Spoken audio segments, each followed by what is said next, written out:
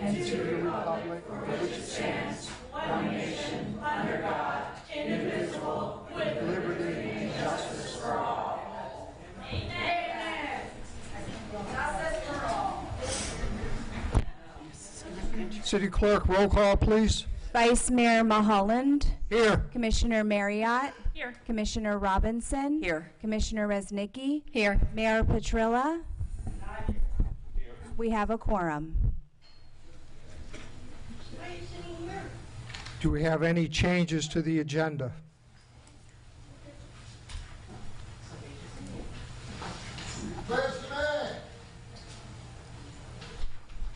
Vice Mayor, maybe you would like to address them so they understand what the quorum is in our, because you all going to get removed, so I'll let the Vice Mayor explain so you all know, because we can't hear.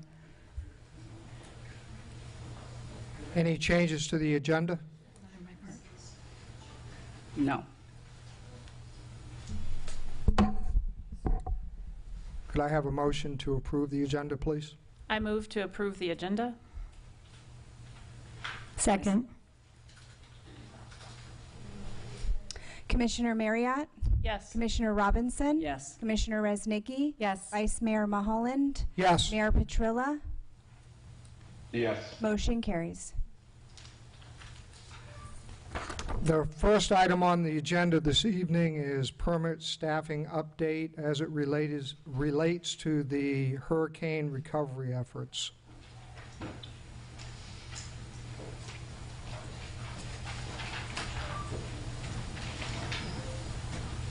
Good evening, Denise Sanderson, Community Development Director. So as you know, this is a standing item. We'll be providing these updates every 2 weeks to Commission, and so tonight's update is as follows.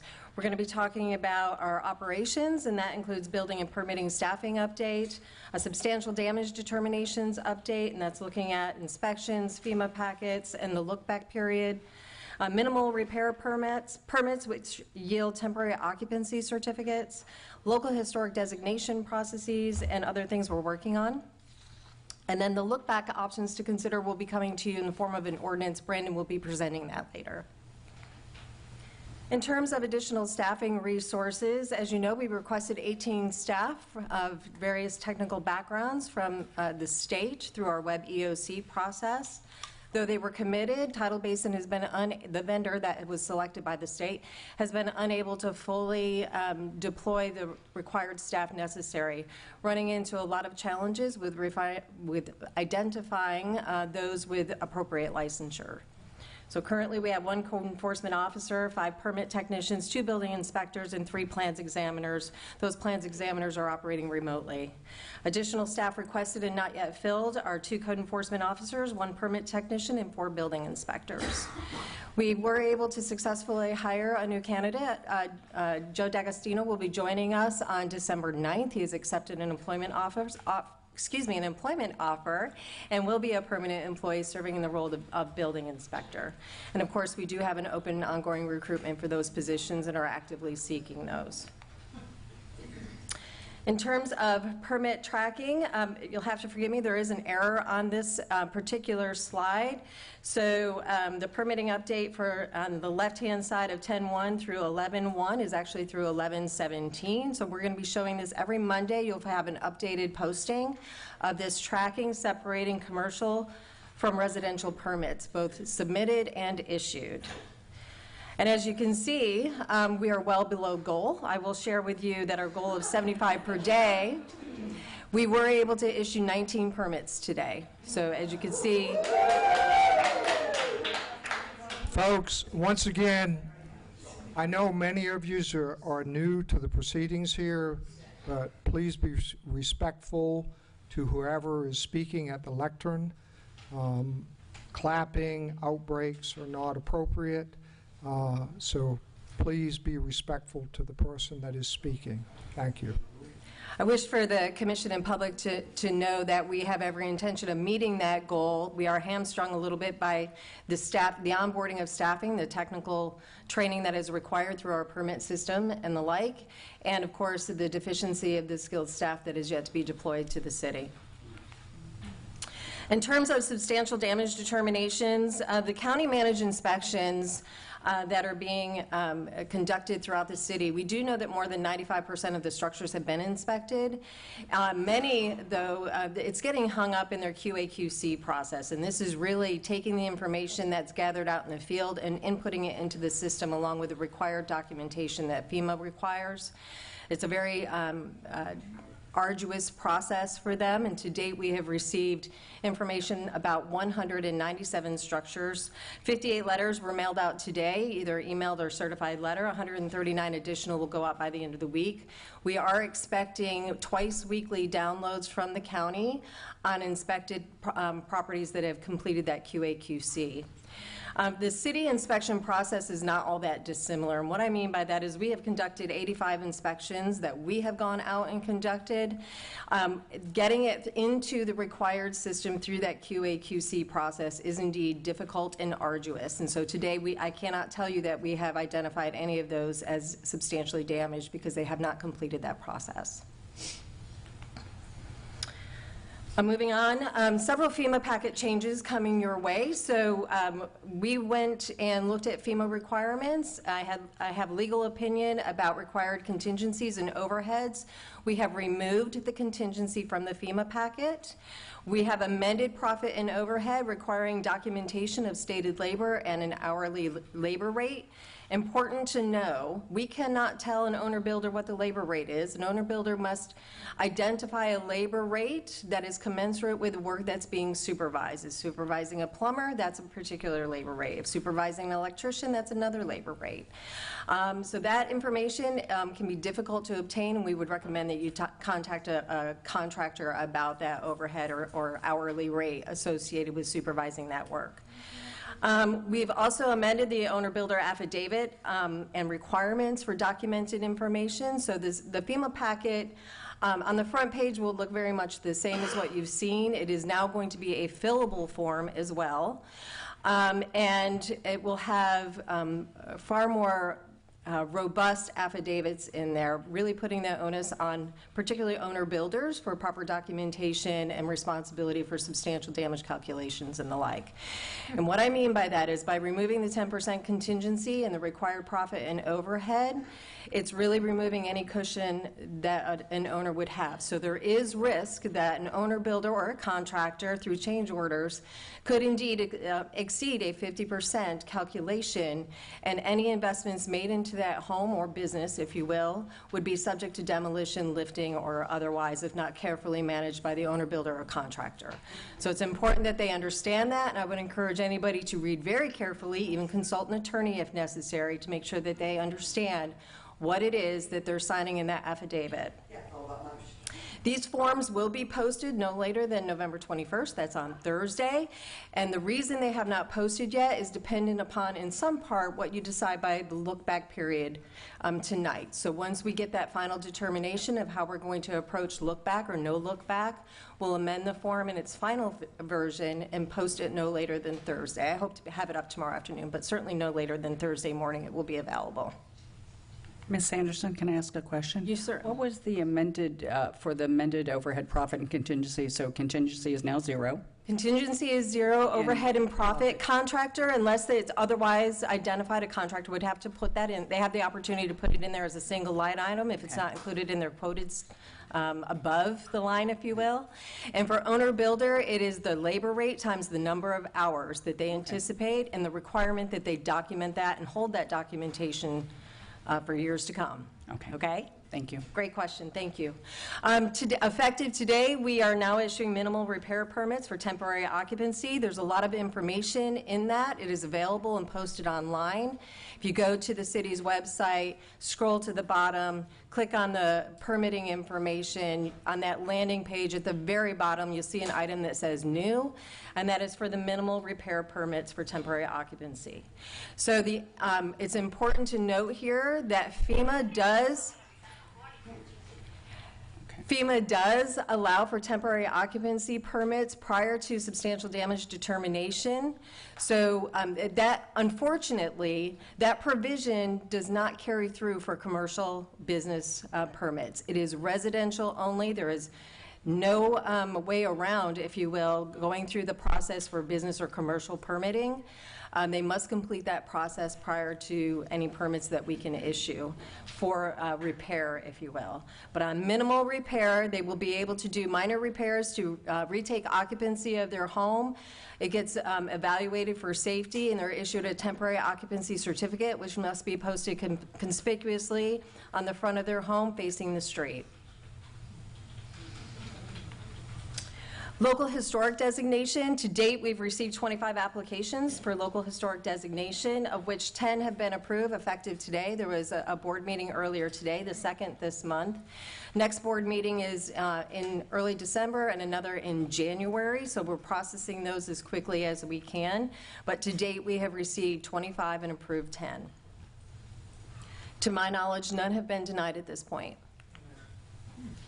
Other things we're working on, we've made some changes and we'll continue to make significant changes to the web page, primarily a new landing page which will jump you into other sections. We're working on cleanup activity associated with getting things off there that don't make sense any longer. We've archived a couple of pages that led to some confusion, and we'll continue to make those changes as we move through the process. Long-term housing recovery resources, I have received word that the state will be managing applications for homeowners to apply for recovery resources, and this can help with acquisition, demolition, elevation, etc. Really important to note that the state has not yet made any applications to the federal government, because information is required that they gather all of the data necessary before they can submit an application. That's for one of the programs. The second program has an open application period, and that doesn't open until March. So we are talking a very long process before we even get to the point where the state has secured these grants and will be managing them on behalf of the counties and local municipalities. And homeowners will be applying directly to the state. Florida Department of Emergency Management, their mitigation services program. We continue to look for new ways to support small business recovery. Unfortunately, as I've mentioned at the top of this presentation, there does not seem to be a lot of grace in the FEMA process for small businesses, and largely they're left to the FEMA process, and then of course SBA loans and the like that are made available. I would encourage small businesses to explore every avenue that they can. That said, as staff, we are certainly looking for ways to support small businesses and provide opportunities for flexibility and variance as we move through the processes to give them the best chance for recovery and success over the long term. Be happy to take any questions. I have a question, actually. I have a few. Have we looked at doing any emergency for the minimal repair orders? Those permits, those can go out direct right now, correct? They are, and they're available same-day permits. Those will be approved on-site. I would ask that folks read the document carefully, understand what's necessary for submittal, including photos of the work that they need to have done, and to recognize that it is only minimal repairs necessary to reoccupy a home safely. Okay. And have we looked at doing any after-the-fact permitting without penalty? That is something that I'll be talking with our building official tomorrow specifically about that. I don't know what the concerns may be or the conditions or challenges that may be in doing that. I am aware that some municipalities are doing that, and I need to become more familiar with what the barriers may be and how we can mitigate those. So I would ask that you hold on that one, and I'll circle back with you as soon as I have an answer for you. I'll definitely be back on that one, because I would like to give every resident or every person an opportunity, if they've already done something, to go ahead and put the permit in, because I know that the permit documentation is huge from a city standpoint and from a FEMA standpoint, and I don't think people realize that that's the big accounting, let's just call it. So I would remind you, as it relates to work that may have been conducted. So we are, as you know, we are not issuing stop work orders with penalty at this point. We are issuing stop work orders, so you would need to come in and get that permit.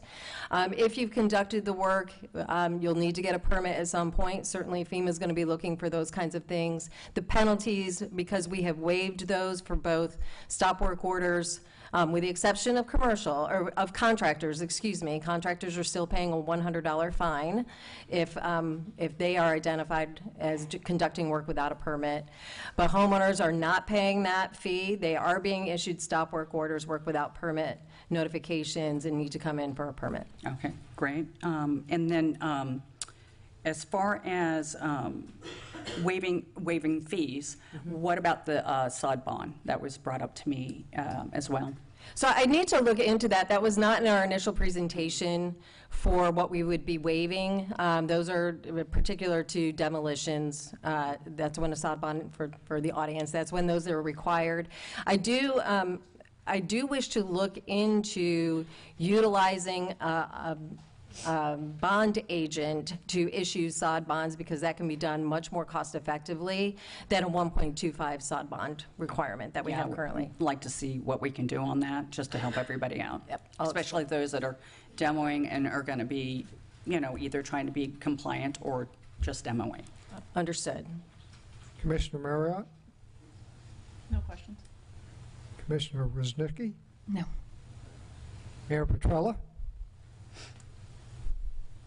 Thank you, Denise. Thank you for the update. I appreciate it. I know the progress is not as fast as our residents would want it, or even as fast as you would probably want it. But I'm encouraged to see that we're making excellent progress. I'm encouraged to see that we're bringing on additional staff, and that we're able to start issuing permits on a consistent basis, especially the temporary permits to allow people to get back into their homes as quickly as possible.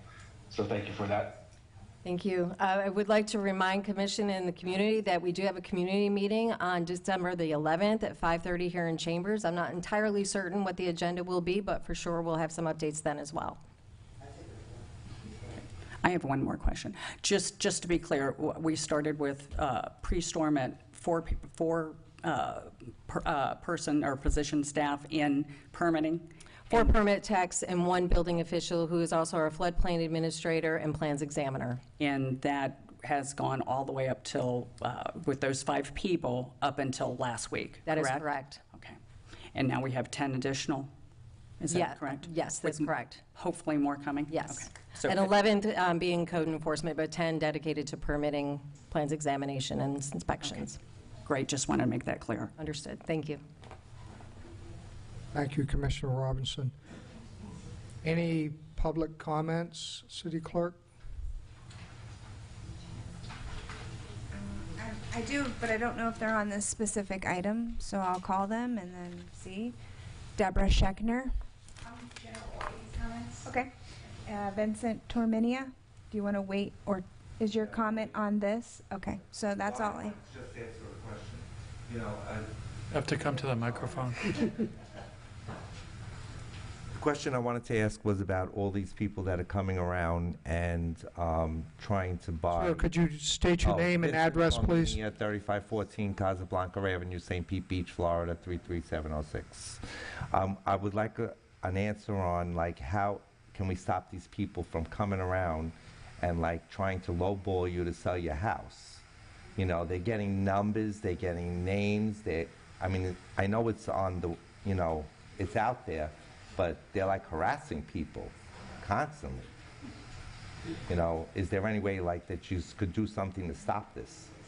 So I'll try to address that, make sure I understood the question.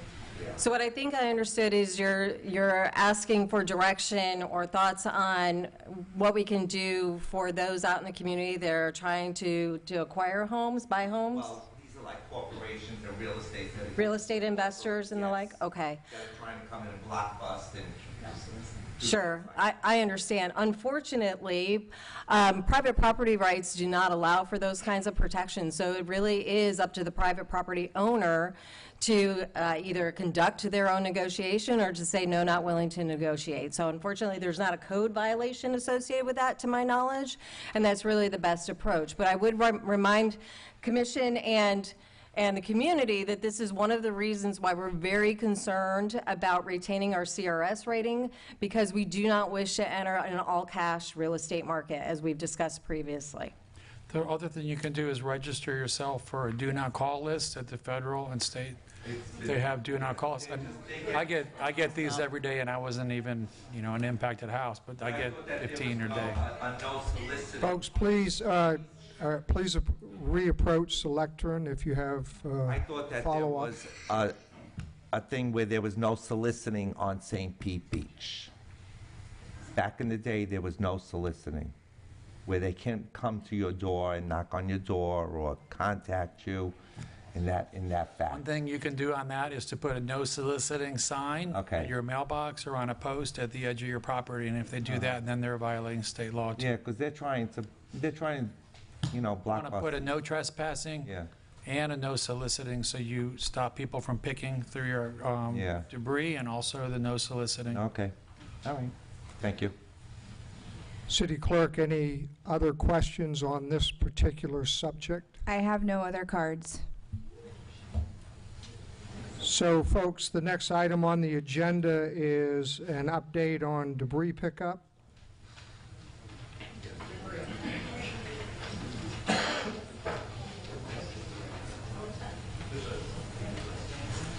Good evening, Commissioners, Charter officials. My name is Camden Mills, and I serve as your interim Public Works Director.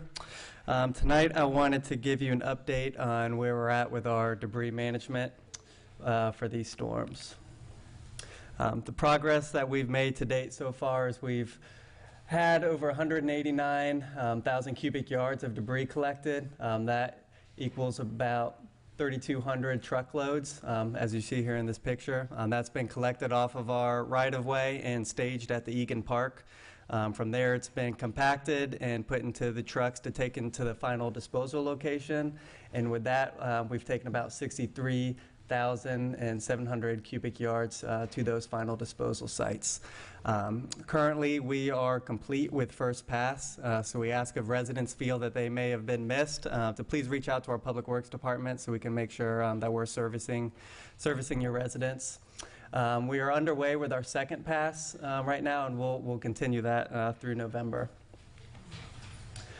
One thing I'd like to point out is as we're moving from the debris that's in the right-of-way, another important note is some of the debris that may have washed into our underground stormwater system. So as we progress, this will be a main focus of us moving forward. The Florida Department of Transportation has cleaned and vacuumed out the inlets and conveyance pipes that are under their jurisdiction. We have our city staff that's going around hitting some of our inlets as see, click, fix, and work orders come through to service those. We have submitted a request to the state for additional resources, vacuum trucks with operators to help clean some of our conveyance systems citywide. And with that, also, as we are working through the process of some of our damage assessment with insurance and FEMA, we do plan on pursuing a project through FEMA for a citywide system cleaning. This will be a pretty sizable project, but something that hopefully we'll have some scope and timing for here in the coming months. I'd like to take some time to remind our residents and citizens of the accepted storm debris that we are collecting. So vegetative debris, the construction and demolition debris, as well as household appliances. And we ask that you please separate these into 3 distinct piles for our collection. And shown here is some of the types of the debris that we will not be collecting. Household trash, we ask that that's please serviced by your Waste Connections provider, and we won't be collecting electronics or any hazardous waste. So if you have those materials, we will provide some resources here at the end of this presentation where you can find some more information on where you can take care of those items. This image here shows that placement of debris and separating those different piles. We ask that you please place the debris as close to the roadside as you can and not in your front yard. And please be aware of any obstructions. Please make sure that debris is not placed next to a water meter or sewer clean out or a fire hydrant or a low-lying power line, anything that may make it difficult for the contractors to collect. Next, I'd like to get into some key dates as we progress with our debris collection. We are asking all residents to please place debris by the roadside by December 4th. We plan on starting our third and final pass of all properties on December 5th. So if you can get your debris out by the 4th, that'll help ensure that we're able to collect within our time frame. Any debris placed after the 4th, if we hit that property on the 5th and it's not out there, we can't guarantee that it will be picked up. So please stress that you have your debris placed prior to December 4th. Our last day for collection will be December 23rd. For our private residential, and we're also asking all commercial properties to please remove their debris by December 23rd as well. Our code enforcement is currently contacting some of the businesses and commercial properties, warning them of this date, and then as we get started with our third pass in December 4th, our code will be contacting those properties and issuing notices of violation from our code to get that debris removed within a timely manner. And the purpose of that December 23rd date, that's the 90 days from the declaration that the state and FEMA gives us, and the purpose of that is for the public health and safety hazard that this debris can pose of being on the streets for a long time. Here are some of the resources. The city website, you can see some of our debris collection up to date, as well as some information on some frequently asked questions. Another important link here is at the bottom, this Pinellas County Emergency Management. That is where you can find sources on places that you can take commercial debris, and as well as contractors that you can reach out to. And with that, I'll open it up for any questions. Commissioner Marriott? Nothing. Commissioner Robinson? No questions, thank you. Commissioner Rosniski? Mayor Petrella? Thank you, Camden, for the update. Again, I'm also encouraged by this report. We're almost a month ahead of schedule of where we had planned to be. I'm driving down the streets, looking at all the homes, and for the most part, every single house has had, first pass, second pass, and now we're approaching third pass. We thought this was going to be at least another month and a half before we got to this point. So, I appreciate our staff working on this to make sure that all of our streets get cleaned as quickly as possible, and residents get their debris removed as quickly as possible. I want to thank our vendor for also working with us to get this done in an expeditious manner, and also working with the commercial properties, the apartments and the condos associations, to get their debris picked up as well. Cayman, I know one of the things that's come up multiple times over the last week or so from the phone conversations and emails I received, especially from some of the condo associations, is they're finding that other people are bringing debris and dumping on their properties. I know we've kind of talked with code enforcement about it. Do you have any sense of the progress that we're making in that to make sure that we don't have any more of this illegal dumping happening? That is certainly an issue that we're becoming aware of. But we are notifying our code enforcement as those issues do come to us, so they can reach out to the property owners and try to rectify it. But at this time, I do not have any clear direction on how we can address that, other than trying to improve communication the best that we can. I can add that the illegal dumping is a felony under Florida statutes. So if you can catch the person and report them to the sheriff or the police, that's helpful. It's hard to catch them. Of course, they probably do it at night. I will also say that a property that my mother's over in Treasure Island, they dumped some stuff, and we were able to dig through a bag and get a name out. Oh, wow. And contact the person. And so, called the police as well, and they ended up getting their items removed. Thank you. Anything else, Mr. Mayor? Thank you. I just want to echo the mayor's comments as it relates to the aftermath contractor.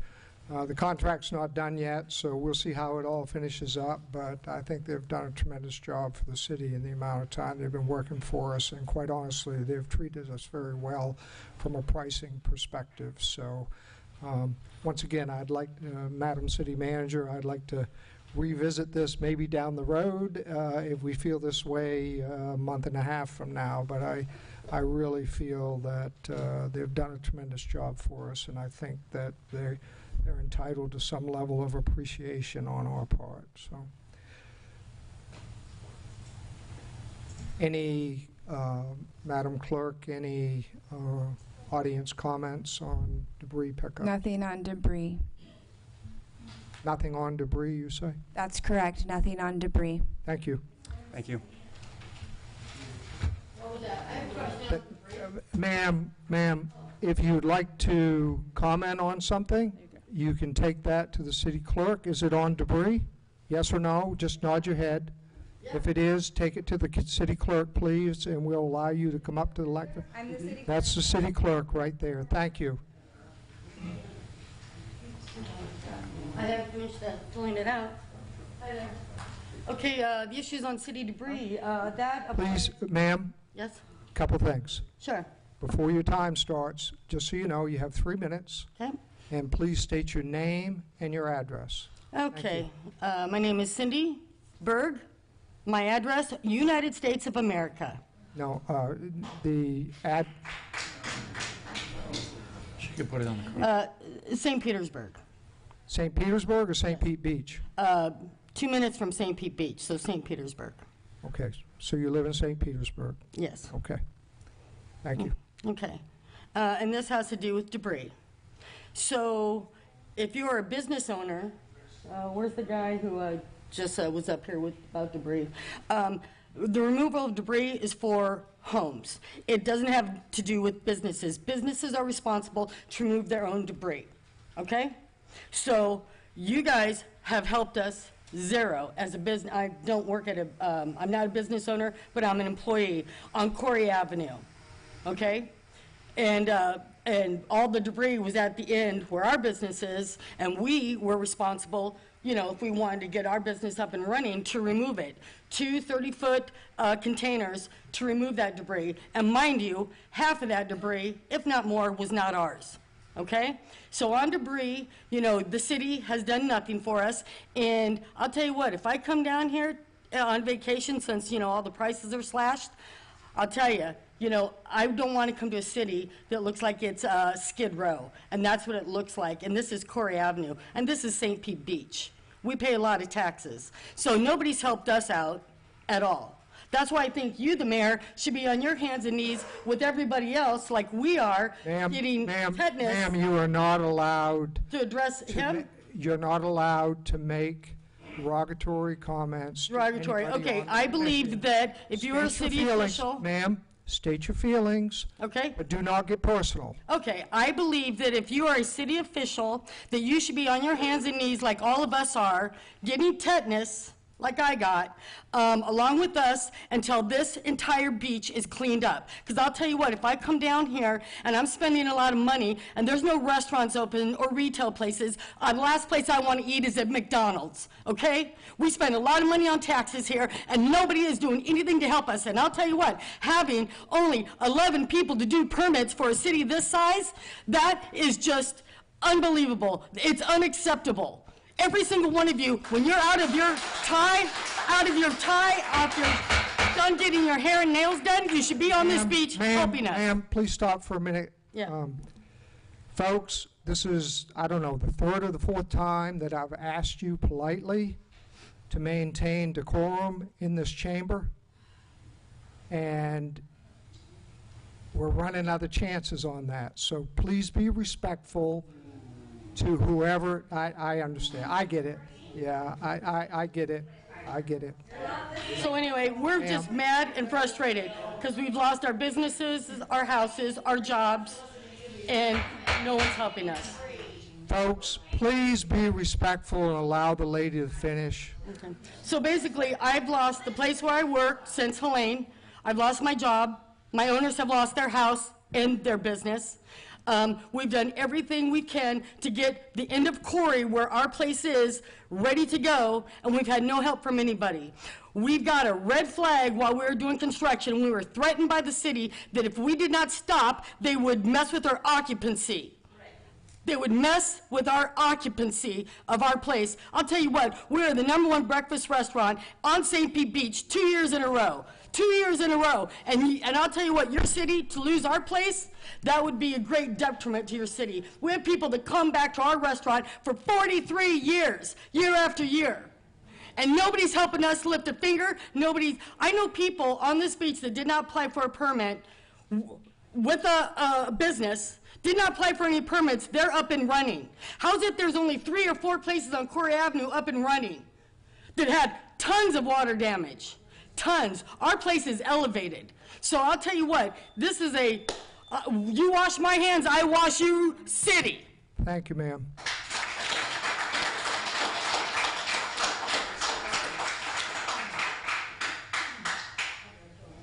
Madam Clerk, any more cards on this matter? Thank you. The next item on the agenda is general audience comments. These comments for anything that you may want to comment on that's not associated with items that are on the agenda moving forward. For example, if you want to talk about the Lookback and the 50-50 rule, we will be discussing that on the agenda, and you will have an opportunity to voice your concerns when we get to that point. So right now, any comments are for general comments. Thank you. Madam Clerk. Deborah Scheckner.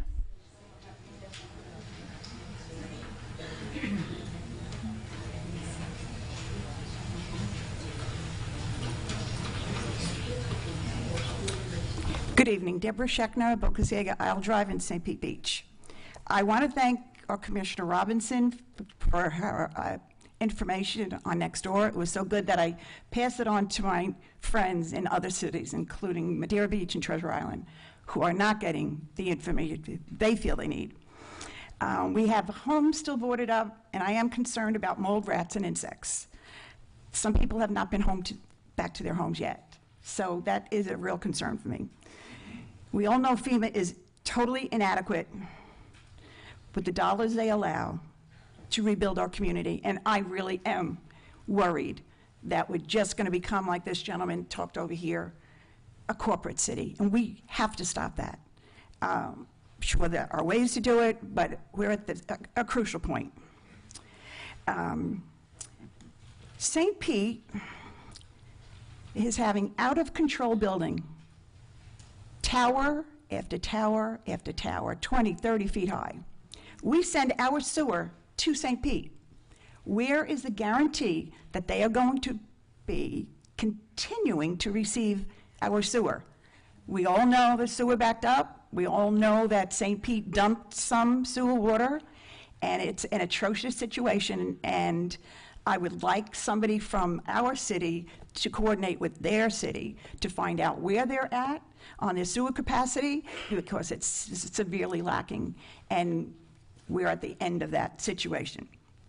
I do want to thank our city manager and mayor and employees, because they have worked tirelessly for a month and a half, out there every single day, out there cleaning up the beach themselves, with every group that came to see us. We were well represented by the mayor, city manager, commissioners, and I really, really appreciate that. You were out there on the ground.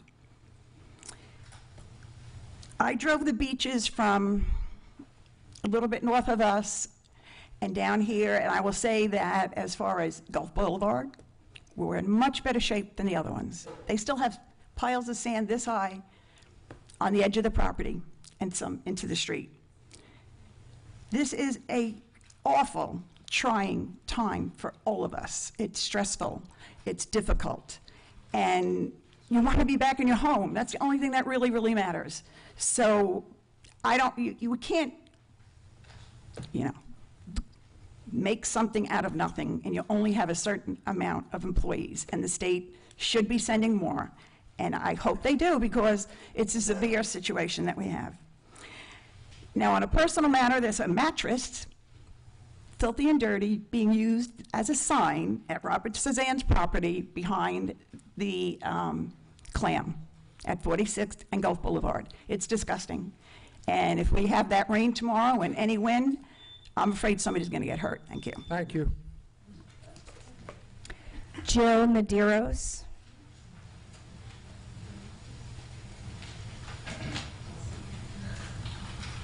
Hello. Thank you for this opportunity.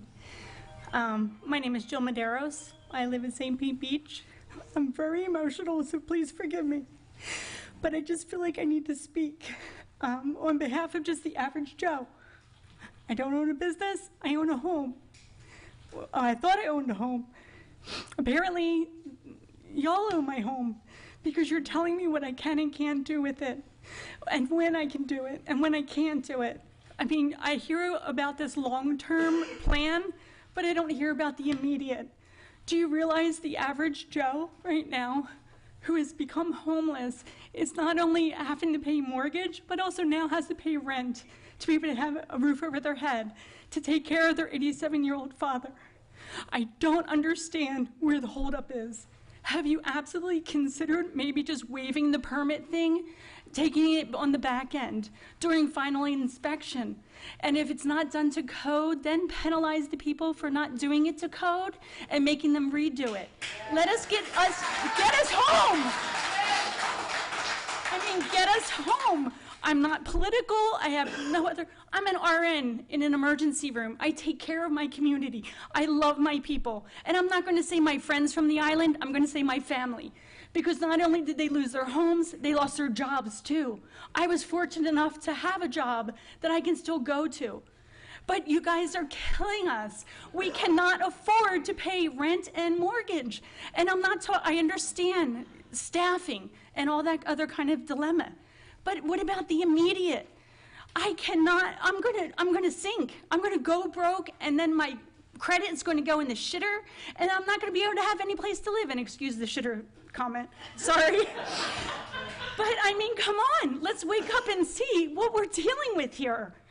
I mean, it's everyone, whether you're workers who own a business, a home, or whatever. This is the 5th time I've said this. I'm so sorry. I apologize. I apologize. I do. I'm sorry, Your Honor. Folks, the last 3 rows on the left-hand side as I'm facing the chambers, you continue to disrupt the proceedings. If you continue to do that, I'm not trying to be a badass here. I'm just trying to get through the meeting and allow people to speak. If you continue to clap and yell and scream, I'm going to ask the sheriff to remove the last 3 rows of the left-hand section of the chambers. So please refrain. If you want to have comments, if you want to speak with one another, I ask you go out in the lobby. I believe there's a TV on out there. If not, Madam City Manager, can we get it turned on? But if you continue to disrupt the proceedings, I'll have no choice but ask the sheriff to remove the last 3 sections. Ma'am, I apologize. No, I apologize also for riling. But thank you for your time. I just felt like the average Joe needed to be heard because I'm not going to make it much longer. And it's because you guys are tying our hands, and I don't mean you personally, but I just don't understand. I mean, it's supposed to be the land of the free. I worked my entire life for my beach home, and now I can't even fix it so that I can go home with my dad. Just let us go home. I mean, that's all I ask. Thank you. Thank you, ma'am. Mr. Vice Mayor? My last name? I'm so sorry. No. He's asking a question. Yes, Mr. Mayor. Yes, Mr. Mayor. Well, I wanted, and I apologize for breaking, the normal flow that we have. But, what she said is extremely important. And, we certainly want people to get back into their homes as quickly as possible. And Denise actually provided the information on how we can do that just a few minutes ago. And I wonder if we could maybe at some point, either at the discussion at the end, if Denise can come back one more time and just explain that process so that people understand that we do have a way for you to get a temporary occupancy permit so that you can go back into your home as quickly as possible, because that's exactly what we want. We want people to be able to get back in, start making those repairs, get their homes back to where they were, get a sense of normalcy again. And my heart goes out to her. I mean, she was clearly, overwhelmed by this situation. And I just want to make sure that people have all the information that they need, even if we have to say it a third time and repeat it a third and fifth and sixth time, just so that people know exactly what we have available, the resources we have available, and how they can get back into their home as quickly as possible. I would appreciate that if we could. Is Ms. Sanderson still here, Madam City Attorney? Yes, she is. I would propose, unless the commission objects, that once we finish with audience comments, that we allow Ms. Sanderson to come back up and review that part of the updated permitting process, if that works for everybody. Thank you. Next card, please. Cameron M. Yeah, Mizzucci. Cameron Mizzucci, 3307 West Maritana Drive. I'm here to talk about the permitting issue. I raised this maybe 3 to 4 weeks ago, that everything was kind of linchpinned on the substantial damage reports and what we're doing to get those done. But what I see, I think, in my opinion, what I see is a city that is not fighting for its residents, but it's fighting for FEMA, and it's in fear of FEMA, and that's not what we need right now. What we need right now is to have people that have the resolve to push back against FEMA, to go to the state, to go to the counties, to come together and come up with a better solution, because we're putting undue burdens on residents with adding 10% in and 20% profit and all these things that nobody else is doing. St. Pete, I walked in with a friend and helped him get a permit in a day. That was last week. It can be done. It should be done.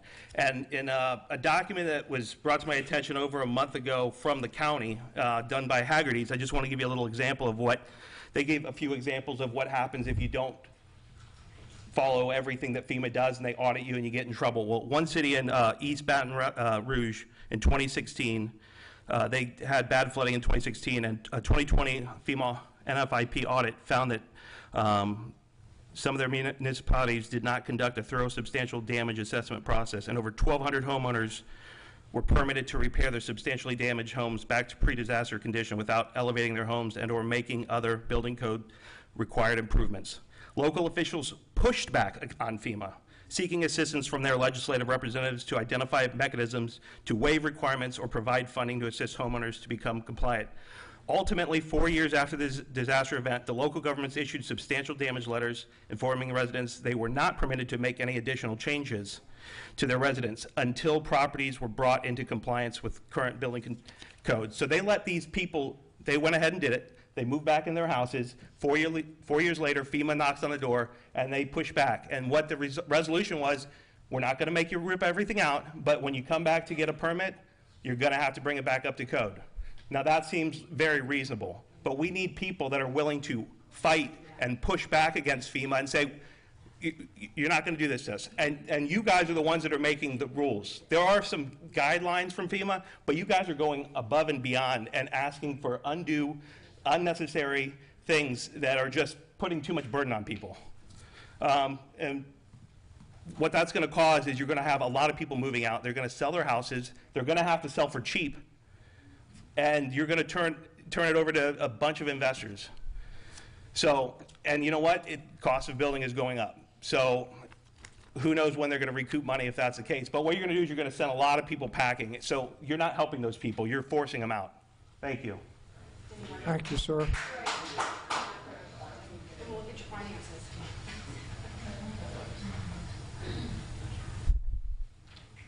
Any other? Yes, I have a few. Cindy, you came up and spoke on debris, but you wrote permits on your card. Did you want to speak on permits? Did you? Okay, well then it's your turn. You can come back up.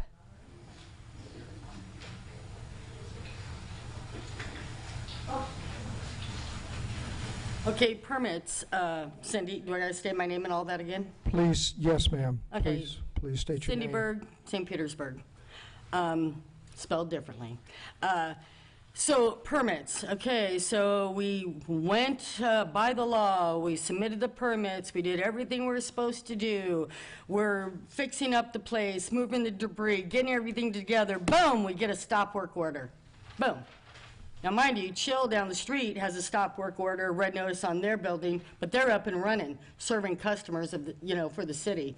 But we were threatened with, if we step foot in there or do anything, that they are then going to screw with our occupancy.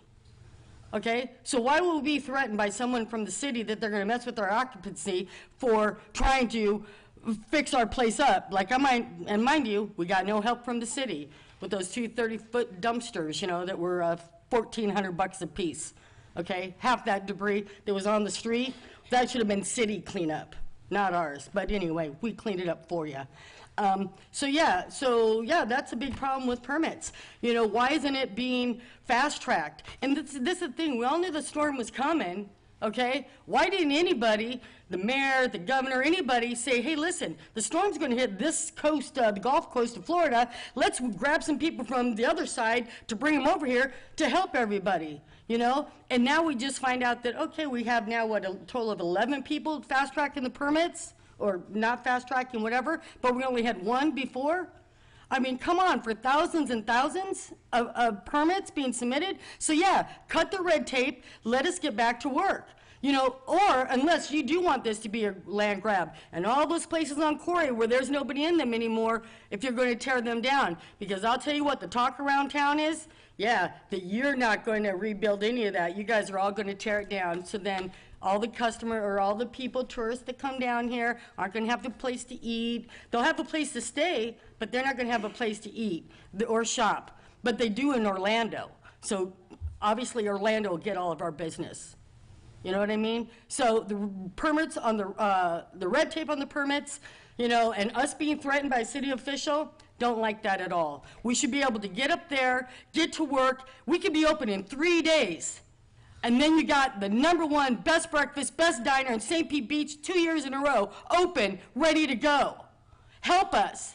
Our owners lost their business, they lost their house, they're living in B&Bs, going from place to place to place. Okay? All of us are on our last leg. None of us applied for unemployment until this week, thinking we'd be up and open. Now we've all spent all of our money. So just like the gal before us, we're not going to be here either. We're not going to be here either. You're going to lose a lot of great people in this town. Great people, because everybody's sitting on their butt without their pin. Like Kamala said, with a swipe of her pen, she can change someone's life. So you know what? Change our life. Swipe of the pen. Get us in our restaurant. Get us in our homes. Thank you, ma'am. Thank you. Miss Webb, I'm sorry, I can't read your first name.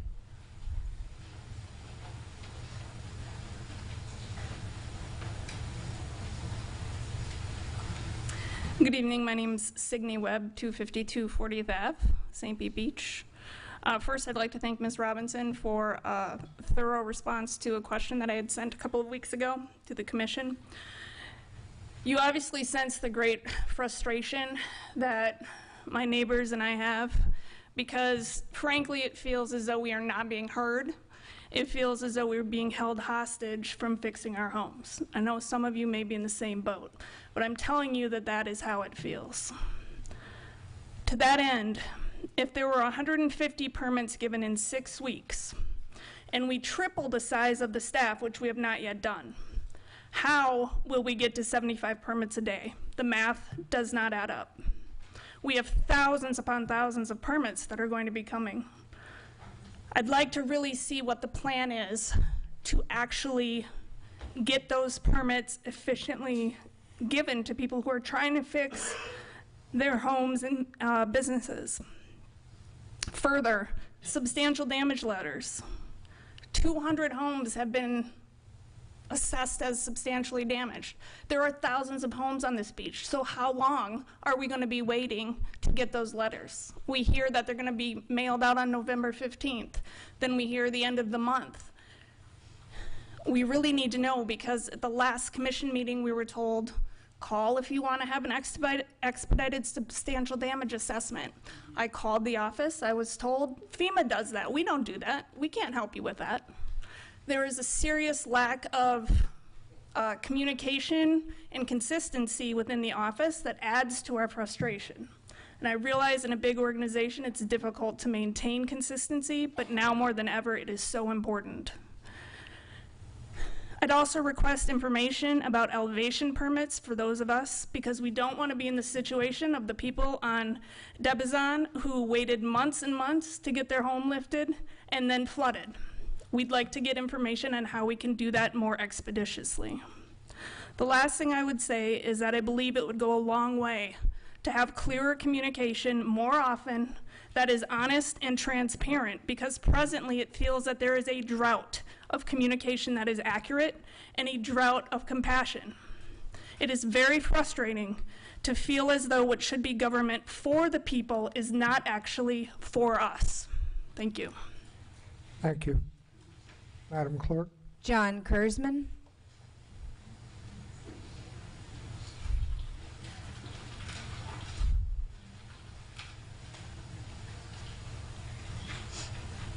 John Kurzman, Bahia Honda Way.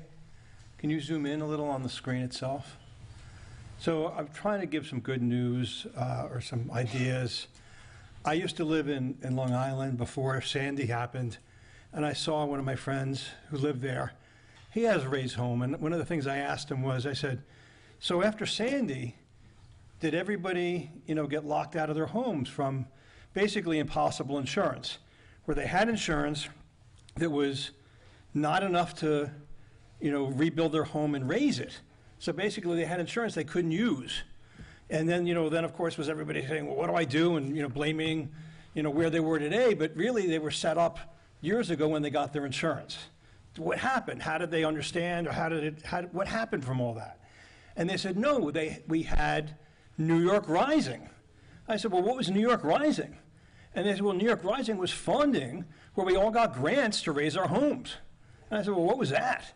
So I looked into New York Rising, and New York Rising was actually funding which gave money to the cities, for instance, a dike to put around the sewer treatment plant, elevating the 57 pump stations, which sounds familiar, like we'd want that, and then grants and low-interest loans for individual homes to be raised. And the money actually is federal from Housing and Urban Development, where they have billions of dollars through what's called the Community Development Block Grant Disaster Recovery Program, which is currently around. Now it's a program that has to be applied for, but it just sounds like something that, when you're up to your neck in alligators, you forget you're trying to drain the swamp, but just something else to maybe look at. The other thing is, for people to look at, I attended Mr. Switty's seminar last week, and everybody would want who, I think, going to that SurveyMonkey link. So if you go to his site and look for the tax refund page, you're going to want to look and apply so that if by January 2025, he knows to reassess you for the coming year of 2025. Because that date, the condition of your home on January 1st, 2025 dictates your 2025 taxes. This got out of sync. And then, I missed a couple slides. And then there's also a page for 2024, where you then, in 2025, you're going to want to apply for a refund for 2024. But that's a refund that you want to apply for. You have to pay your taxes. And then, of course, you also, if you pay your taxes in 2024 early enough, you have a discount. Don't forget to do that. And then also on the IRS, there's casualty, because we've been declared a disaster area. Because we're a federal disaster area, not only can you pay, there's rules about timing, but now because we're a disaster, there's publication 547 to look at, where you get money back from the federal government because you're in a disaster area. And you could get money back. Look at publication 525 also. I'm not saying that this is, terrific, but there's money to be get back from the government. Because of what's happened to us. Thank you, sir. Let me just comment on that, too. I can't speak for the other commissioners, but I know the city manager and I have talked some as it relates to getting grants and lobbyists and some of those things. Unlike Long Island and unlike New York City, we don't have and haven't had a legacy staff that does nothing but tries to get grants for their city. But it is a great idea. There is money there, and I hope that, we can get some movement there. But being a small city, it's not something that, is built in or has been built into how we operate or have operated over the years. But there certainly has been some discussions about that behind the scenes.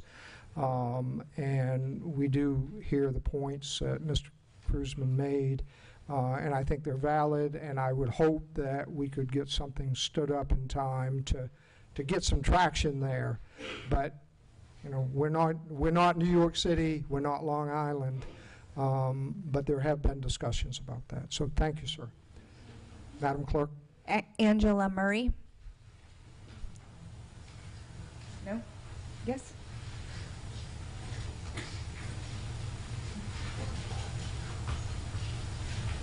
So I'm just a basic girl here in St. Pete Beach. I just moved here. My dad owns 2 houses. I gave him Ma'am, could you, I believe your name's Angela Murray. Could you give your address, please? 3900 Moody Street. Thank you. I just moved here about 6 weeks before the storm and lost everything I own with my 14-year-old daughter. We've moved 6 times since then. I'm sorry. I sent her back to Connecticut, where I'm from, to live with my mom because I can't get her to school. The trade winds is where I've been staying for the last few weeks, threatened to throw me out every other week. I don't know what else to do. I just want my house back that my dad owns. It's not a lot. Some flooring, drywall, cabinets. I don't understand why we can't go back there. I just want you guys to help us. I'm sorry. It's been emotional. That's all I got. Thank you, ma'am. Madam Clerk? Debbie Lewis, I think, or Miss Lewis? Yes? Is it Debbie? Yes. Oh, okay, good. Debbie Lewis, 9160 Gulf Boulevard. My question is regard to the certified letters. You're sending the certified letters to vacant homes. You have a website. I left this message with Mayor Petrillo's office the other day. Create some sort of bulletin board, maybe that lists addresses for letters that are done, so people can check this daily and come pick up their letters. I mean, you're spending, I saw the other day, $8.16 per letter that's coming out of our taxes, I imagine, for 3,000 to 4,000 homes damaged is what I heard. That racks up quite a bill. If people can see their address and be able to come pick it up, give ID and pick up their letters, at this point, if you deliver the letter to my house, if it went out, my house is vacant. So when I go to check on it, I might find the notice. If it happens to be the same day the postman came over, I still have to wait because it's got to get back to Gulfport for me to go over there. I think you have the technology to work something out. My neighbor across the street is 93 years old. Her family has moved her to Fort Worth temporarily. Her letter, how's she going to get that? I don't know. You have to have a plan in place for us to be able to come get these letters so we're not delayed any further and we can get going. That's it. Thank you. Madam City Manager, just to follow up on that, I seem to recall during the town hall there was some discussion about creating some type of access point for the letters. Is that something Ms. Sanderson could possibly speak to when she comes up, or? Yes, I would ask that she address that. All right. Multiple methods they're Thank you. using. Madam Clerk? I do not have any more cards. Okay, at this point, we'll go ahead and ask Ms. Sanderson to come back up to address the issue of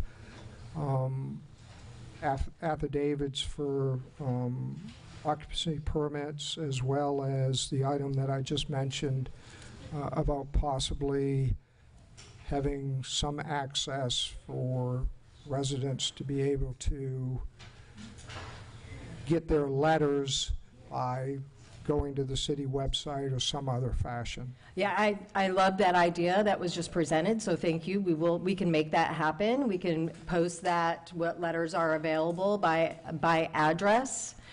But certainly, we do wish to send certified letters, so I would encourage homeowners, if they have not forwarded mail to where they're staying or to hold at post office, I would encourage them to do so.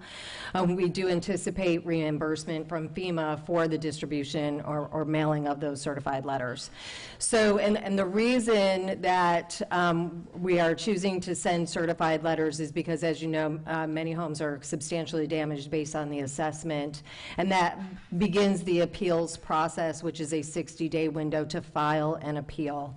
So I love the idea. I think that's a great idea, and we can certainly make that happen. We can post which letters are available for pickup if you wish to come in. They are also attached to any permits that are in the system. So once we issue a letter, it is available within the permit portal as well for downloading and viewing. So there is a couple of ways to see them, and if we have an email on file through the permit process, we are emailing those letters as well. So multiple forms and ways that we can make sure that people get that, but I thought that was a terrific idea, and we can easily make that happen.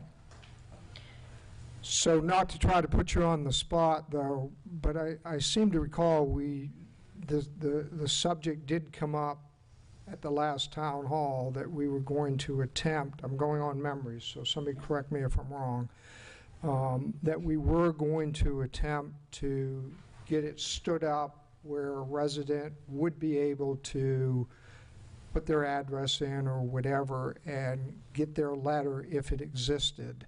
It seems like that and that happens yet, and that is through the permit portal. So that information. So if they haven't not there yet.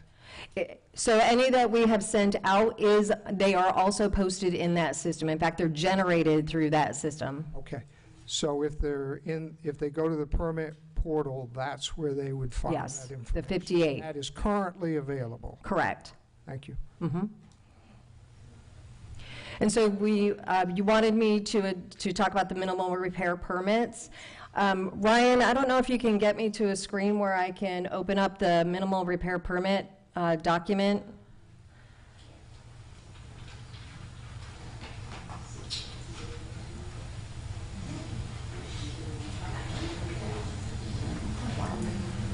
Can you just open the website for me, Ryan?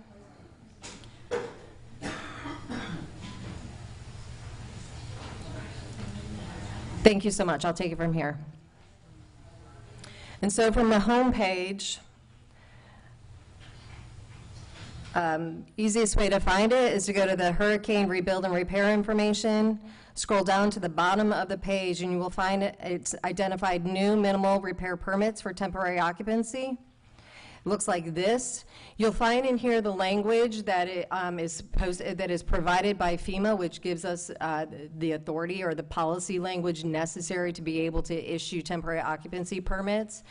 And again, what I believe I stated earlier, but will reiterate, is that this is outside of substantial damage determinations or substantial damage inspections.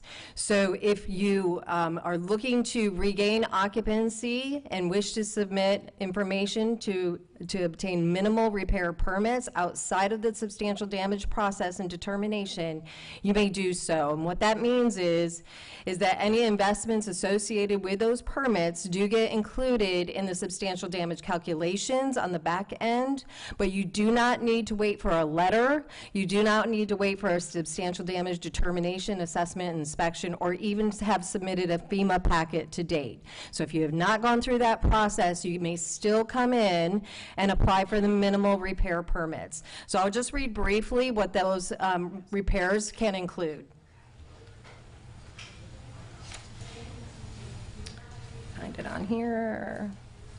So you'll see here at the bottom, it includes electrical, mechanical, plumbing, and structural. This also includes re-roofs and roof repairs. So certainly we wish to have a safe home, not incur additional damage brought on by weather and the like. So again, and I said this earlier, it is very important that you don't submit for an entire repair through this process. It will be denied. What you need to submit is for minimal repair. I would encourage you to contact a contractor for that work, because as we talk about mechanical or electrical, that would likely require a contractor to do that kind of work. And they can submit it. We ask that you submit photos of what it is that you're trying to reconnect or repair minimally and send that in, and that's all we're going to require, and we'll issue that same day. So you can walk that in, you can submit it through the permit portal. We would prefer that you submit it through the permit portal. You're going to get much faster service that way. And we can approve those same day. Okay, that started today. We had several that picked up the packet, and we'll be going through that process. Now, it's you'll find in there is an affidavit, and there's a requirement for documentation, and those things are, certainly we had our attorney review all of those things. That really protects both the homeowner, but also informs the homeowner of what their obligations are and what the uses of this permit are, and again, how it will be calculated into the substantial damage calculation going forward. You can take any questions that you may have. Mr. Marriott? I've got a couple, Denise, and I think this is redundant, but I just want to make sure that I and everybody else completely understands. So if I took my own house as an example, which I think is pretty indicative of many houses, I could come in with pictures of what exists. I could come in with pictures of my house with the drywall cut up 4 feet, and enough outlets in my house to make me functional that I want to have raised up higher, have the wires that got wet cut off and put an outlet up higher, and probably a water heater, and potentially the outlet that my stove plugs into. And then I would be able to get a permit to have an electrician, or I assume that as an owner, I could do it myself. It would still need to be inspected. Correct. The work would be inspected. So I could have that electrical work or mechanical work done so that my house is functional. Correct. Then, once the work is completed, either I or the contractor would put in for an inspection. A building inspector would come inspect it, and then you would get a temporary certificate of occupancy through, I believe I saw June 1st. It is June 1st. And so what I wish for folks to make sure that they understand is that it is a temporary occupancy certificate through June 1, which is the start of the next hurricane season. This is consistent with Pinellas County's process as well as it relates to temporary occupancy. Extensions certainly will be made available if we show progress toward repair or ultimately compliance if you're substantially damaged and need to comply. So you're a great example. You and I have spoken before about the extent of damage likely to be incurred in your home. You probably are substantially damaged. So long as your home is safe, and the inspector, by the way, when they come out to do that inspection, will make sure that you've addressed any kind of safety concerns so that you can safely live in that home. That will be part of that inspection process. So we want to make sure that you can live safely in your home while you're figuring out what you're going to do if in fact you are substantially damaged. That's certainly a primary concern, that we keep residents housed in St. Pete Beach a part of our community. That is important to us. But for those that are not substantially damaged but are awaiting determinations or awaiting the outcomes of the various processes, including contractor quotes and the like, they too can move through that process, and we'll provide those extensions if necessary, so long as there's framing requires that there is progress being made. And so we'll be providing those extensions. Okay, perfect. And so then potentially you would have somebody who's kind of camping out, but camping out with power and hot water and an ability to cook in your house while you are filling out your FEMA packet or getting your FEMA appraisal so that you can fill out your FEMA packet and awaiting your building permit being issued. And then potentially for a lot of people, they could continue living in their house while the work is done. They could continue living in their house while a contractor is replacing drywall and... Absolutely. And of course, what we wish to see is eyes on the street as well. We want people in these homes. We recognize you need to safeguard your property, your investment. So certainly we wish to see that occur. It is really important that we do so. But again, I'm going to caution that please do not submit work for an entire repair of the occupancy under this program, because we won't be able to issue same day. Thank you. Commissioner Robinson? Yes, I just had a question. So again, it's same day, is it a separate counter? Is it put your name on the list like everything else? Are there going to be packets up at the counter like we did with the FEMA packet? There are packets at the counter, yes, right now. I will be converting this to a fillable form. I cannot promise you that it will be posted on Thursday like the FEMA packet will be, but we will be converting it. But it's pretty minimal, as you've seen, very few line items to fill out. So we should get that up in pretty quick order. The primary concern, of course, is that you submit information in whole on what it is that you're trying to do. We are having a great deal of difficulty with owner-builder permits. Information is severely lacking, and it's causing a lot of back and forth. So I understand why that's occurring, but it is very time-intensive. So I would encourage you, if you can, talk to a contractor, get some estimates or quotes from them for this minimal work if you can. It's going to be the fastest route probably for you and the least amount of questions. But it's so long as you're submitting information that we can understand, photos again are encouraged, we'll be issuing same day. Thank you. Commissioner Reznicki? My question is for those who are living already in their home, whether they have drywall or not, right? Yep. Is this the same process? Is this like a like for like? Do they fill out the same one, or is there another permit that they go for if they need to repair electrical or so whatever, you know? Yeah, so this is the minimal repairs necessary to occupy the home safely. That's how FEMA describes it, and it's irrespective of the SD determinations or inspections process. So it doesn't require, as I said, the FEMA packet or those other processes. It's kind of outside of that. FEMA presumes that you're continuing to go through that process, but while waiting or entering into that process, you can safely live in your home. And so that's the intention of this under the FEMA's rule.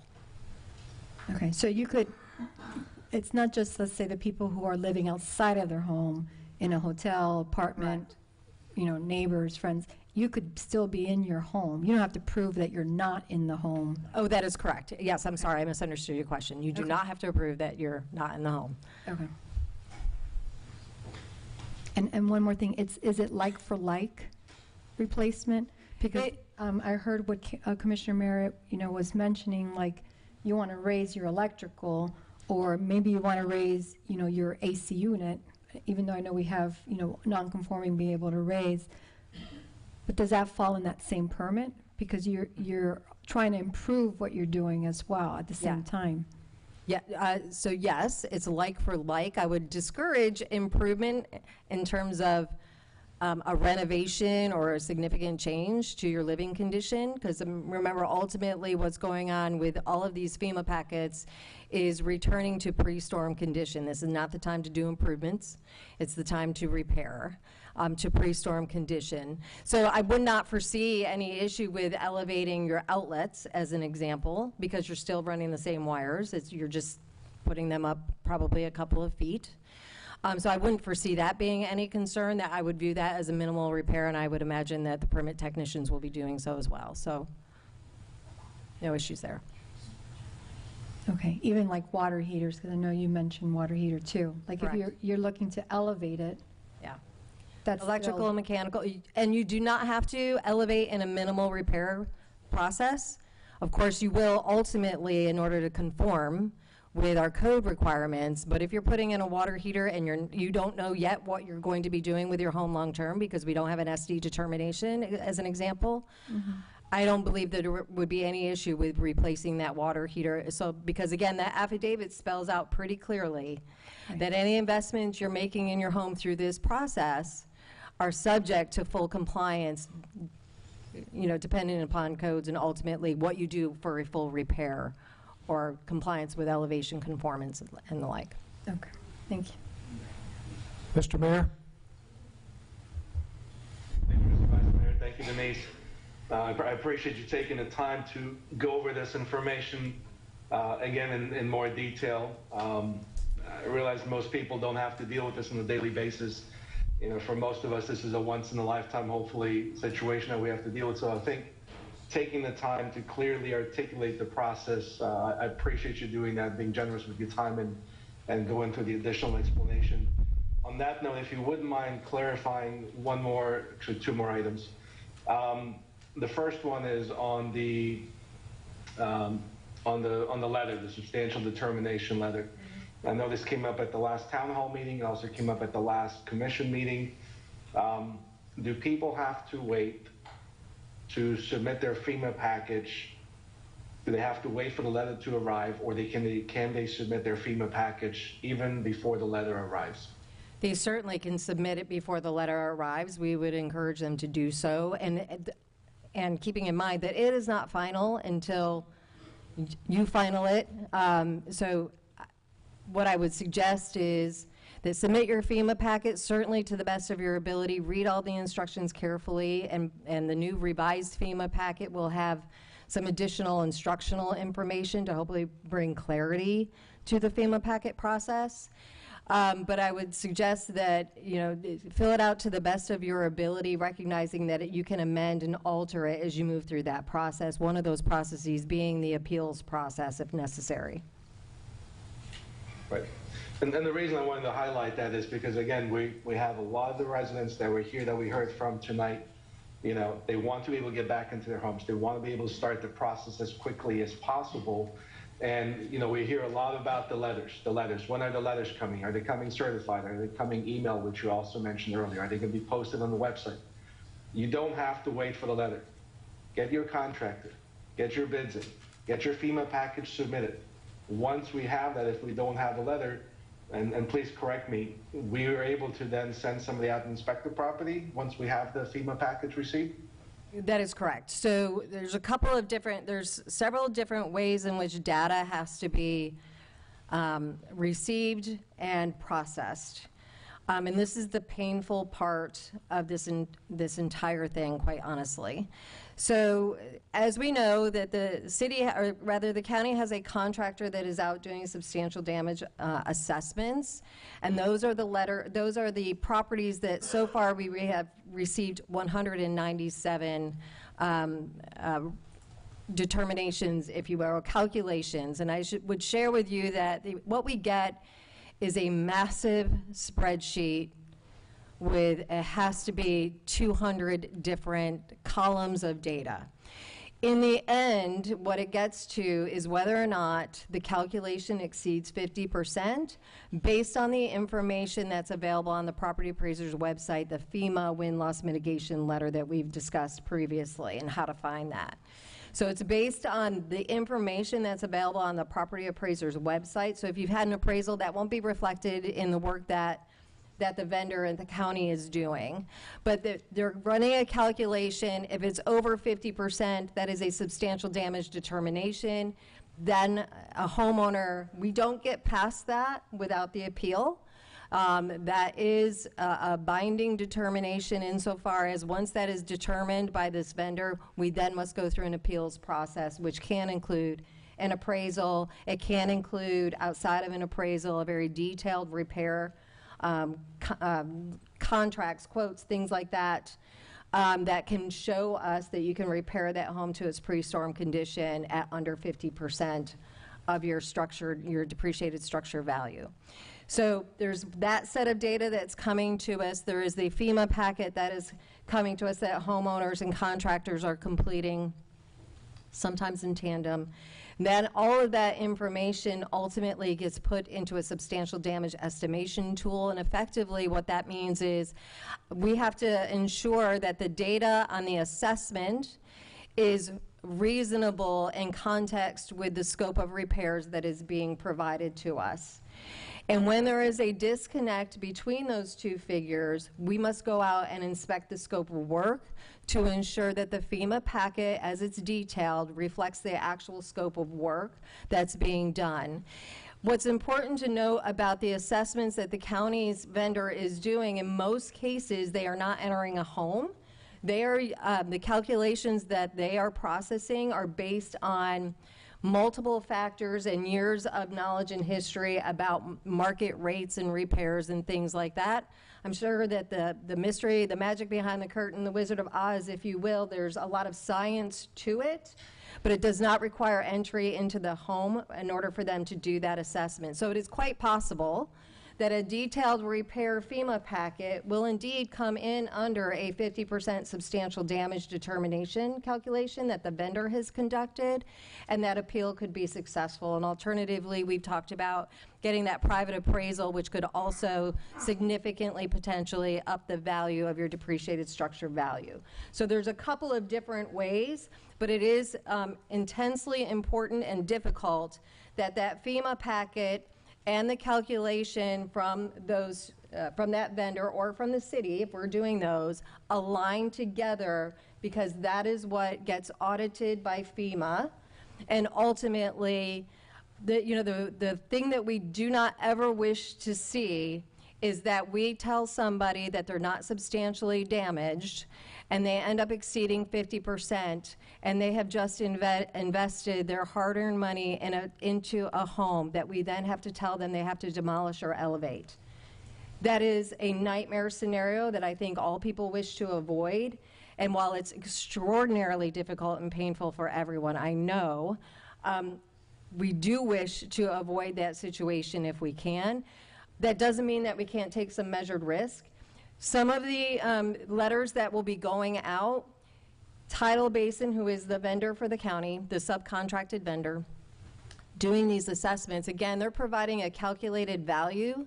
If under 50%, the letter you will receive is what that calculated value is as determined by this vendor. So though you may not be determined to be substantially damaged, you will see the calculation done by that assessment and have information to help you make decisions. If you're at 40, we saw one as an example, 49.2% was the calculation. So it did not determine a substantial damage determination, but I think it's really important that homeowner understand what that calculation is so that they can think very carefully about their options and what they may wish to do going forward so that they don't fall into that nightmare scenario that I've just mentioned. So that's what these letters will include. If not substantially damaged, you may be substantially damaged depending upon the actual cost of repairs, and anything that is not excluded in your look-back period, dependent upon what you all decide tonight when we get to that agenda item. Did that answer your question, Mayor? Yes, and then that brings me to my second question. So, the comments that the gentleman made earlier, I think myself and everyone in the commission would certainly echo the same sentiment, saying that, we are for the people, that we do want to fight for our residents. And I think that there's a distinction between being cautious and making sure that we have all the data versus being fearful. We're being prudent at this point, making sure that we set ourselves up and our city and our residents up for the best possible outcome, as our city manager has mentioned several times, when that FEMA audit does come. Now, with that, we have made several changes. In fact, we're going to be talking about several more changes tonight, in the effort to fight for residents, in the effort to be able to speed things along for residents in the recovery process, just like we are looking at the look-back period, the same way that we looked at, skipping the variance process to the Board of Adjustments if you want to elevate your mechanicals, if you want to elevate your home in place, even though the setbacks may no longer be, where they should be. And as Commissioner Robinson brought up just a couple weeks ago at the last town hall meeting that we had, and we actually saw some revisions just today in your earlier presentation about the 10% profit, about the vendor profit, that if you are doing, I think that's something that the gentleman himself addressed as well. So, would you mind elaborating on that as well and just kind of going through some of the changes that we have made? Again, as the gentleman said, fighting for our residents, fighting, to make sure that our homeowners get back in there as quickly as possible, and also in the ways of simplifying the process and making it easier and more efficient so that we can move forward with these homes. Sure. So as you know, I started here with the city on September 30th. And my first meeting with you all, I said I would be bringing forth a lot of information and that you would be placed in a situation where you had to make a lot of difficult decisions in a very speedy manner. And I know that for many it doesn't feel speedy. I recognize that. And that we would do so with transparency. So in full transparency, certainly, I was surprised that a contingency and overhead profit for owner-builder is not a requirement of FEMA. According to the regulations, FEMA recommends, and I will say I've worked with federal government funding sources for 12 years, and so this does not surprise me. FEMA recommends a contingency of 1 to 5%. They do not have a requirement for contingency. FEMA requires that an owner-builder permit must apply a reasonable cost of market rate labor for the work involved in supervising the work of their subcontractors. There is no definition of reasonable. There is no definition of market rate. There is no definition of minimum number of hours. I would suggest to you that the FEMA packet that existed up to tomorrow, if you will, was one that was drafted with an abundance of caution to ensure that owner builders did not find themselves in difficult positions. We are now putting that responsibility onto the owner, that they fully and completely understand exactly what it is that they are responsible for. Certainly this community has proven to me how very smart everyone is. They are very tapped into, I'm sure most had never heard of the FEMA 50% rule until early October when this started to rear its head and everybody had this both horrifying realization and light bulb moment. Now people are very, very aware of what the FEMA 50% rule is. And certainly, I hope that they're reading fully every document that is put in front of them, both by the contractor and by the city when it comes to the affidavits that you're signing. And again, I would encourage you to talk with an attorney to make sure you understand fully what your obligations are, including documentation and the like, and that you certainly are disclosing every single repair that you intend to do in your home, because ultimately we will have to know about it. There's just no way. There will be an inspector in your home at some point, and their obligation is to look for unpermitted work and to ensure that it's reflected in those FEMA documents.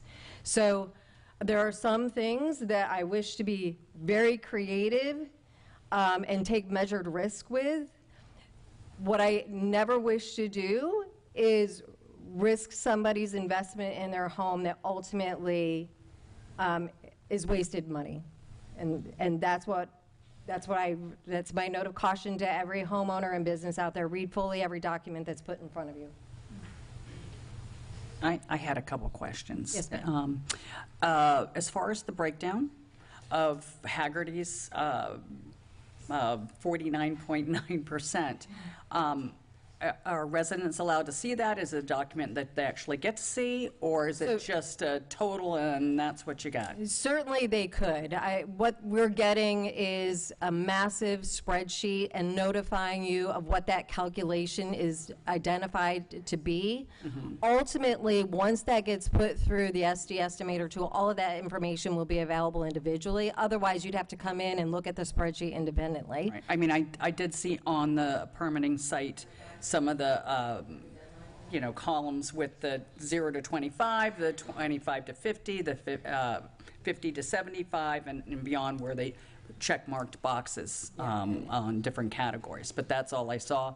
Didn't know how much more detailed it would get. I would hope it would get more detailed than that. It's extraordinarily difficult to interpret, Mm-hmm. and there's really only 3 columns that anybody would want to look at, and that is ultimately what is the total estimated value of repair, and what does that calculation look like, and whether or not the determination is substantially damaged or not substantially damaged. So turning in an initial FEMA packet with all the appropriate documentation, as well as support documents for labor and costs, et cetera, if you're an owner-builder, for example, does it behoove you, if you've already gone and gotten an independent appraisal, and this is not having a letter yet, would it behoove you to go ahead and submit that as well, so that when staff is evaluating, they can see the FEMA and they can see your independent appraisal value, or save that for appeal? I would suggest that it's probably, you can certainly submit it. We're likely not going to be looking at that, simply because we're looking at data and want to get those letters out immediately based on the data received. Now, if we're doing the independent inspection and QC process, because we're not waiting on the data from the county, and as I said, we've conducted 85 of those inspections so far, then we would be looking at any documentation submitted that would offset that structure value, such as an appraisal. But the information coming from the county, I would say that is not going to include that. You're going to see the structure value on there that's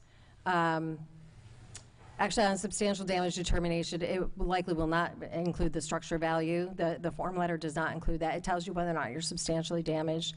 You have 60 days to file that appeal. Certainly give us a call and find out, hey, did you look at my appraisal? We would still need you to technically file that appeal, however. Okay.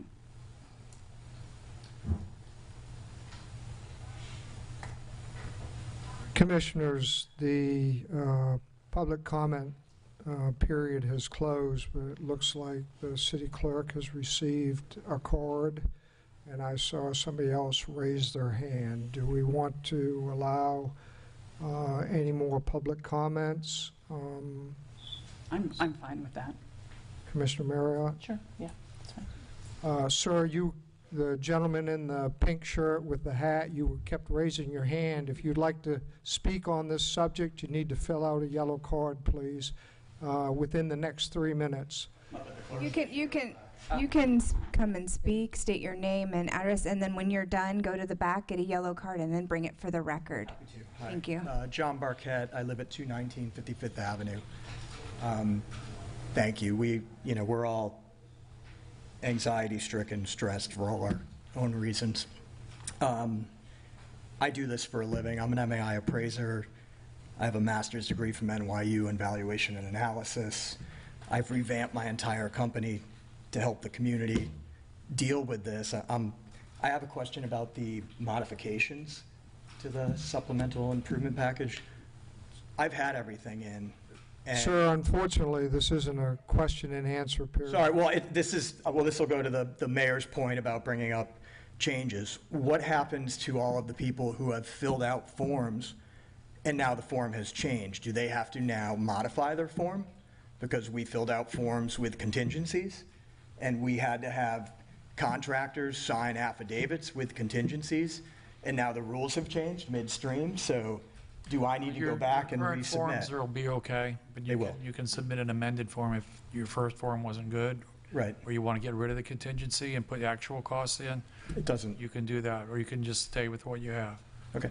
Some of it will depend on how close you are to the 50%. Not even close, just waiting for a letter based on.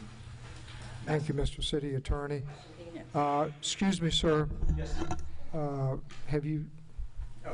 No, I apologize. News.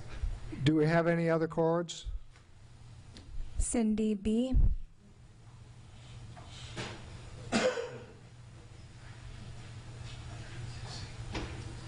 Cynthia Berg, St. Petersburg. Good. By the way, I've also had a house on St. Pete Beach, lived here for 25 years, worked on this beach alone for 25 years. I've also lived in 3 apartments on this beach for the last 25 years. I've never had a job off of this Gulf Boulevard beach from 75th to the Don Cesar. That is where I have worked for 25 years. So first off, I'm past the point of being sad, crying, in the stages of grief. I'm at the anger point of grief. So also, we've been talking about residential permits. What about the red notices that is on the business I work at, but yet there's businesses that are open with that red notice? I want to know, can we get to work? Can we get this place together? How much waiting do we have to do? You guys are waiting on stuff from FEMA to show up for you guys to finish our stuff. But there are places that have red notices and they are open and running, making money. We aren't. That's what we want to know. We've gone above and beyond cleaning up the aftermath from all the debris, a burnout transformer behind our building. We've cleaned all this stuff up on our own dime with our own volunteered labor, okay? We want this place open so that the people that come here year after year have their little family-owned place to go to, all the people that have gotten engaged at our restaurant, all the people that have had their birthdays. We know people where one of the spouses died, okay, and their family still comes there because that's their favorite place.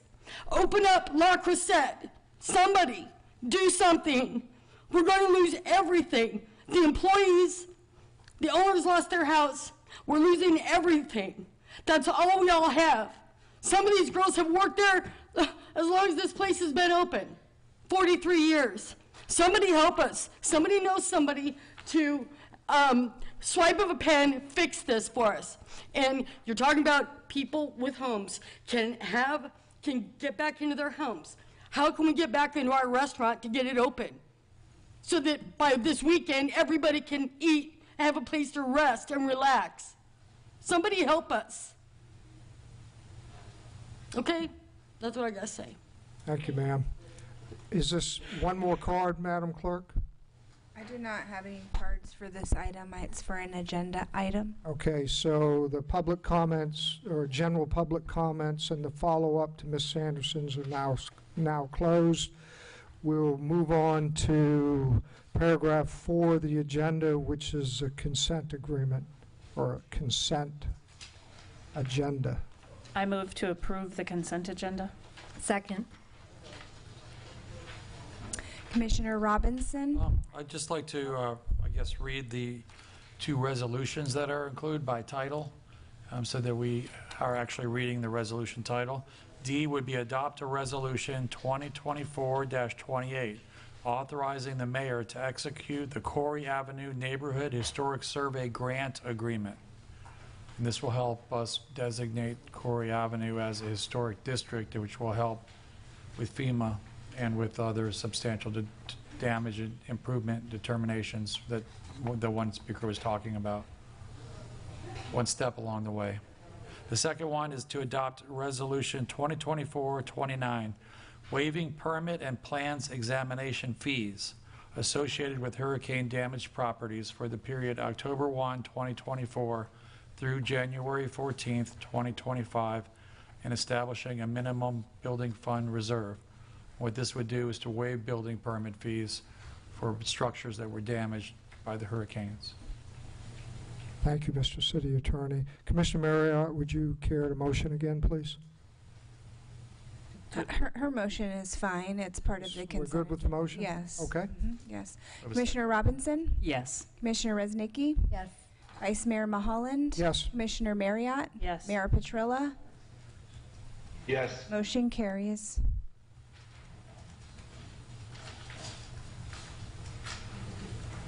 So our next item on the agenda this evening is paragraph 6 ordinances, item A, which is the public hearing to adopt emergency ordinance 2415.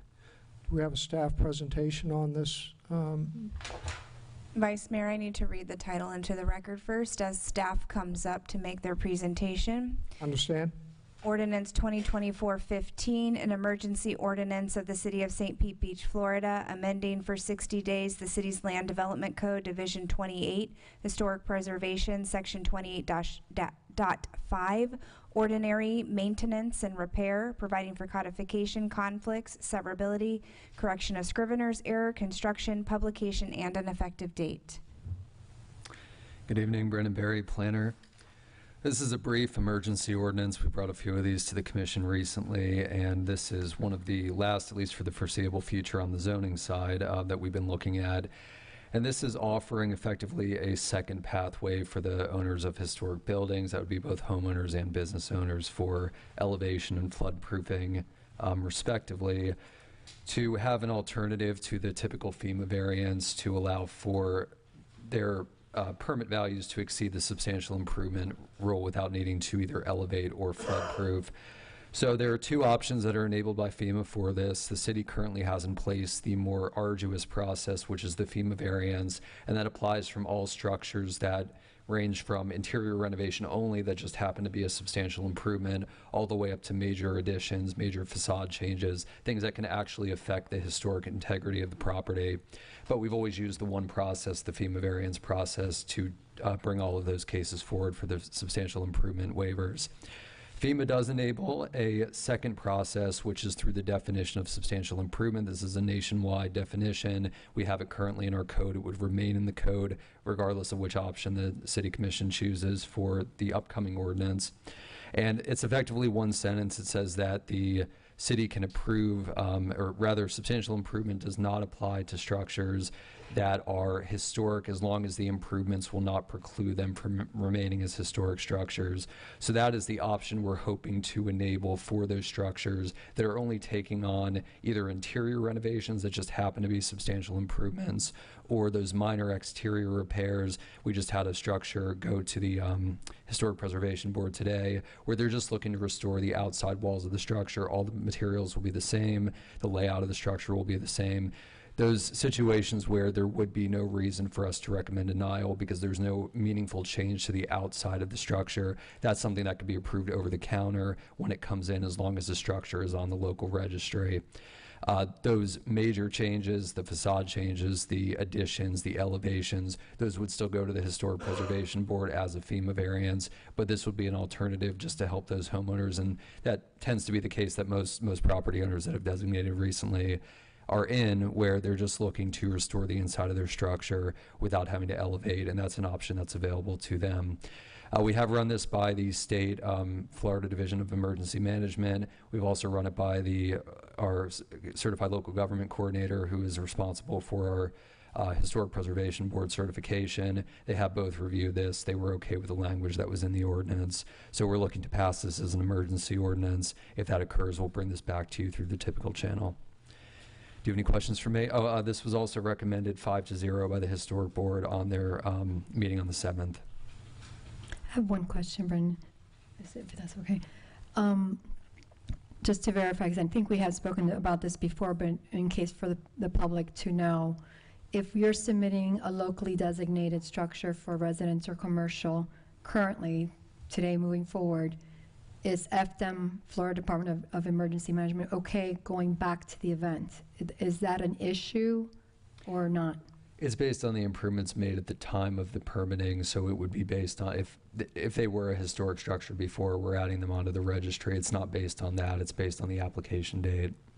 Okay, thank you. Any other questions, commissioners? Mr. Mayor? No, thank you, sir. And we appreciate the Historic Board working on this expeditiously. Madam Clerk, do we have any public comments? I have no comments on this item. Any discussion before we have a motion? Somebody care to make a motion? Motion. Go ahead. I make a motion to adopt emergency ordinance 2024-15. Second.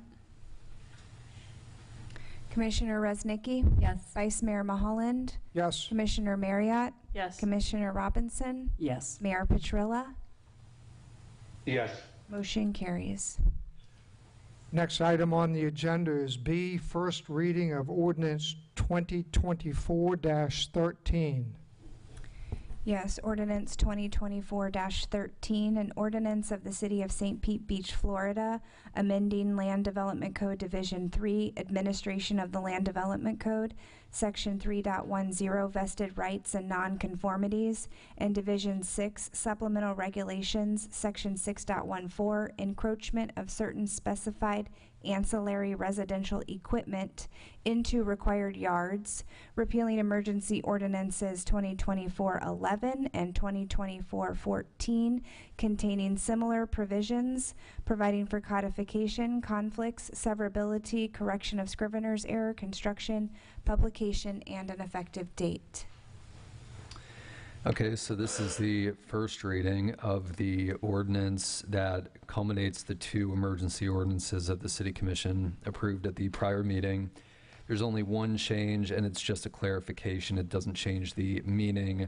but I did add into the Section 3.10 amendments just to clarify that this provision applies only to residential structures that are non-compliant by setbacks. We're not looking at anything related to use. That is a different section of the code.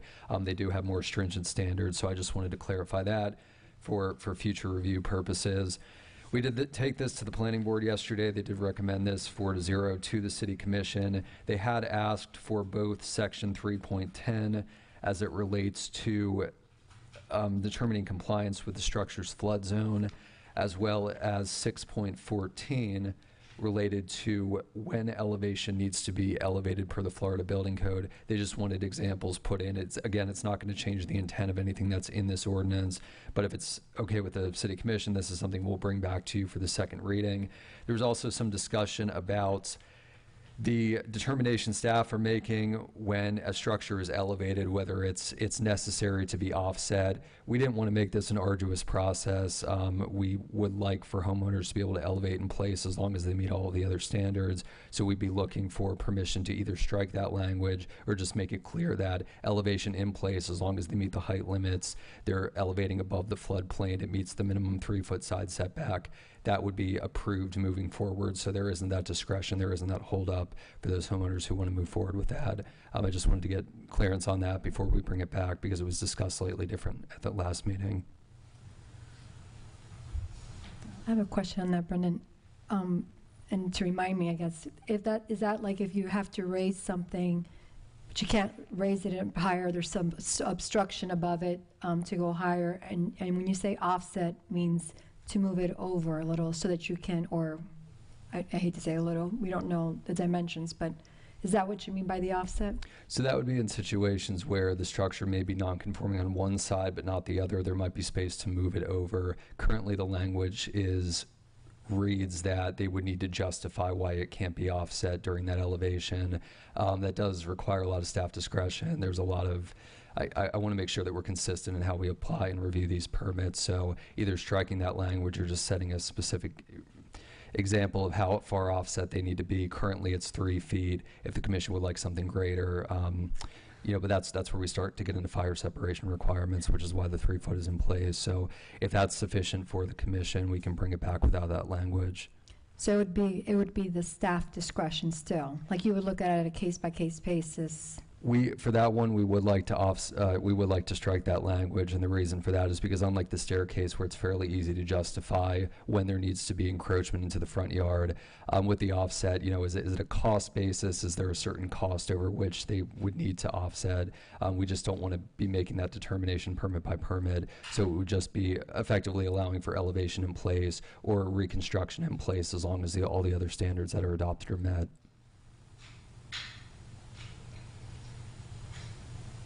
Any other commissioners have any questions for Mr. Berry? Mr. Mayor? I do not have any questions. Thank you. Madam Clerk, any audience comments? I have nothing on this item. Any discussion before we have a motion, commissioners?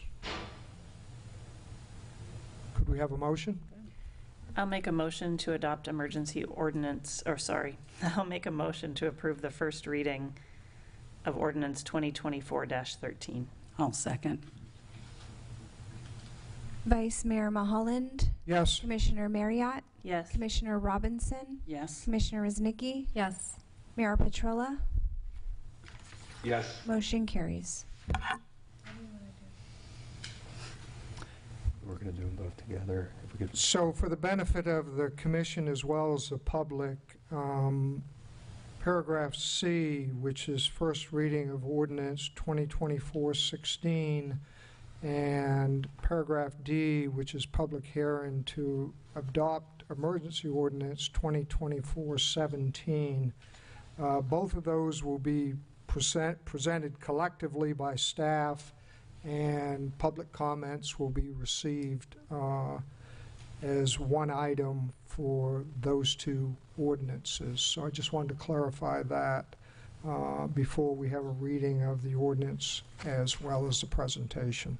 Thank you. Okay, I will read all four at the same time, or simultaneous. Back to back, not the same time, I can't do that. I guess as you're jumping in, it's because there's two alternatives. Yes. And then there's an emergency ordinance alternative, and staff will explain that as we go into them, but it's all basically the same thing. So first is item C, which is the first reading of ordinance 2024-16. Alternative A, an ordinance of the City of St. Pete Beach amending the St. Pete Beach Code of Ordinances, Section 98-35, 98-36, 98-122.4, 98-128.4, and 98-131.6 to adopt amendments to the City Code regarding substantial damage, substantial improvements look-back period, and exemptions to improvement and repair of buildings in flood hazard areas, providing for severability, codification, and scrivener's error, and providing for an effective date.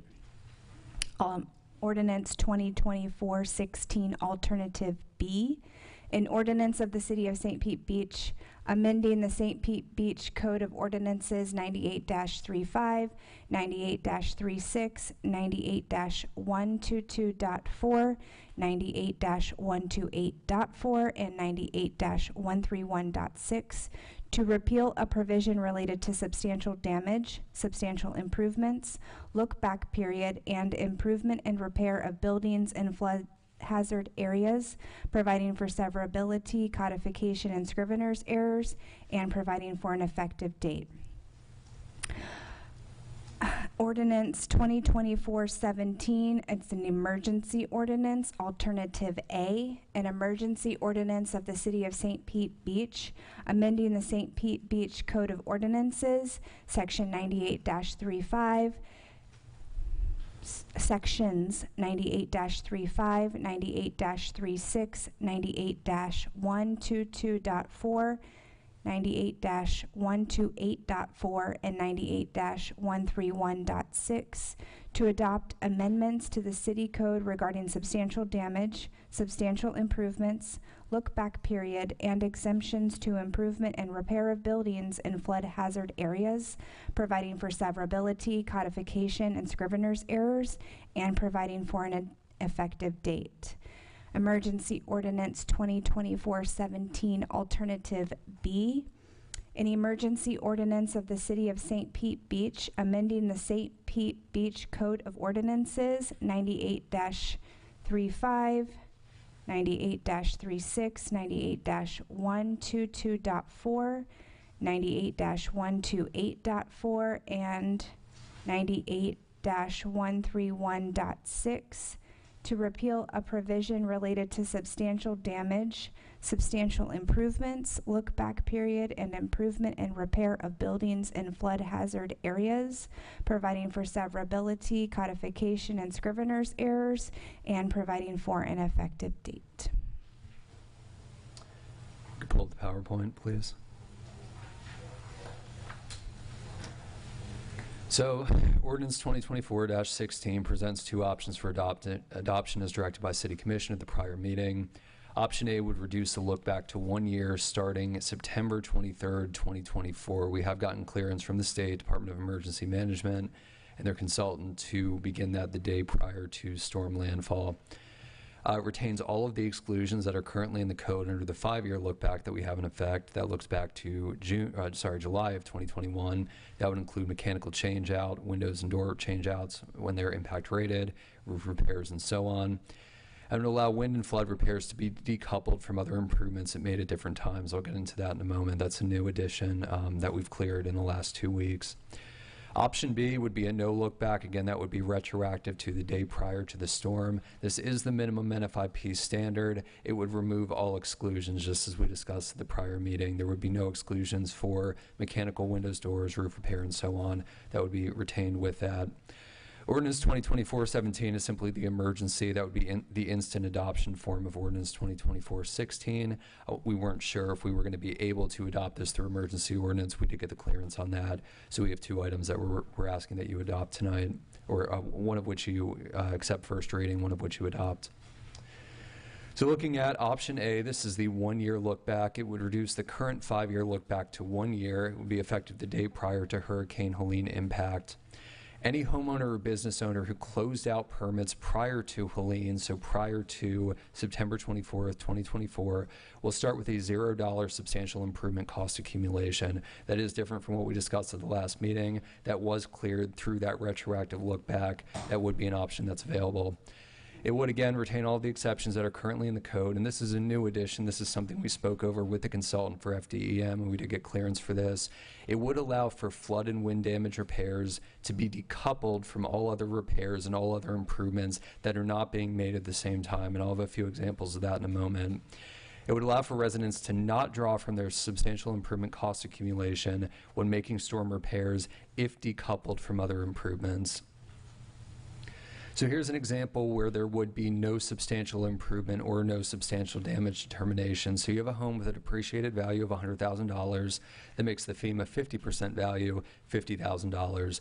So in this case, this home took damage in September 2024, $45,000 worth of storm damage, which is repaired, and the permit is open from September to February. The permit's closed out in February, and the homeowner opens a $45,000 bathroom and bedroom remodel permit in March of next year, and they close it out in July of 2025.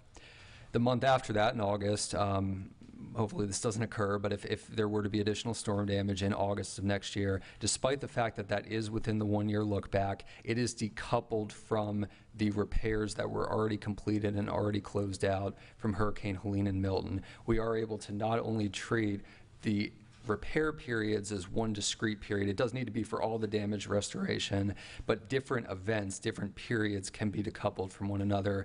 It also allows us to maintain different tracks for repairs and improvements that are not flood and wind related, and those that are related to wind and flood damage. So, for example, in this timeline, if the homeowner wanted to open a permit for a kitchen remodel that was not tied with storm damage, they would be limited to opening that in the end of March or later of 2026, because that would put them a year out from their substantial improvement cycle.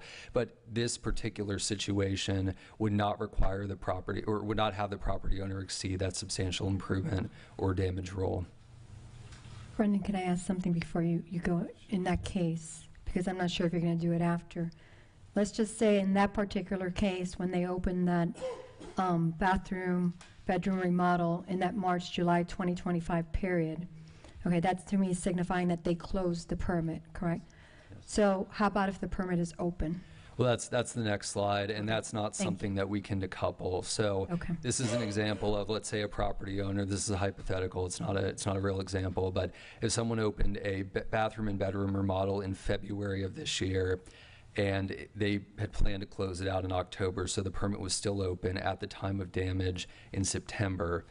That $45,000 in a bedroom and bathroom remodel combined with the $20,000 in storm damage would put them over the FEMA 50% value. Those cannot be decoupled. So anything that's open at the same time that exceeds the FEMA 50% rule, whether it's voluntary elective improvements or whether it's damage or some combination of those, we cannot decouple those. If it's 50% or more open at the same time, that would require compliance with the floodplain ordinance. But in the example that I just presented, there is that decoupling at least between look-back periods, damage periods, and voluntary elective improvements. So moving on to option B, this would be the no look-back period. Only simultaneously active permits and permits associated with substantial damage are considered at one time. And again, I know we talked about this extensively, but substantial damage looks at all of the permits that are required to restore the structure to pre-damage condition. Even if they're not applied for at the exact same time, we're going to be evaluating for all those restoration permits. That is the minimum standard. It must remove all exemptions from the code. We are not allowed to keep any in the code, so any of the exemptions for mechanical change-out, windows and doors and so on, those would need to be removed. There would be no decoupling permitted as with option A. Granted, this is a no look back, so those type of situations would typically not come up where you have a cumulative value, but it would not allow for any kind of decoupling. And it is retroactive to September 23rd, 2024, just as with option A. So because of the situation the city is currently in, this will affect more homeowners due to inclusion of window, door, mechanical, and so on permits. Not only do we need to go back and look at those, what we've estimated to be 108 residences with open permits from prior to the storm that would now be brought in. Those have an average permit value of $14,000. We would also need to include those permits that were applied for after the storm for storm-related window, door, mechanical, and so on permits. Those have an average value of $15,000. Now, that's a lower threshold for most property owners to be starting with, but again, if there are substantial improvements needed as a result of this storm, that would be a starting basis that they would not have if you went with option A. And I'll give some examples. Do you have the effects of option A on homeowners? I'm sorry? Do you have the effect for homeowners for option A? So there would be no additional effects above what is in place today. There would also be no additional effects compared to option B, because there would be that decoupling, there would be that look back. Now, those homeowners with permits that were open when the storm impacted our community, they would be affected in option A and option B the exact same. There would be no change between those two, but they would not be affected in a degree greater than option B. With that though, Brendan, because I thought I remembered from the last meeting for option A, what was the average though? Because the option B, the average is 12,000, and I think it was around 60-some thousand, if you all remember. That would be if we took the exceptions out of the code, which was not, we didn't look at that because we weren't directed for that. And the reason for that is because so many of the exceptions are lower value permits, windows, doors, shutters, things like that. The non-accepted permits that would remain in the code, regardless of which option we went with, those tend to be the major remodels, the additions, and things like that are much higher cost. So when you remove the exceptions, the value went way up just because those weren't being included and dragging down the average. Okay. So here's an example of if the city went with a no look back where no substantial improvement or damage would be assessed. Again, a home with a depreciated value of $100,000, FEMA 50% value of $50,000. So the structure sustains $45,000 in storm damage repairs. They opened the permit in November of 2024. They closed the permit out in January 2025. And again, this links back to an event that occurred in September of 2024. They closed that permit out. They then open a permit for a $47,000 bathroom and bedroom remodel. That's open in February. It's closed out in May. There's no overlap between those two preceding permits. They close that out the following month. They open a $40,000 permit for re-roofing windows and doors. There's no overlap between any of these permits, so there's no need to add them together, despite the fact that the latter two are elective improvements and they would not be exempted in this case. There's no overlap, so they're not exceeding the 50% value, and there would be no issue with needing to elevate or flood proof. An example where there would be a substantial improvement is going back to the example just presented. They opened a $45,000 storm damage repair permit in September. They closed it out in January.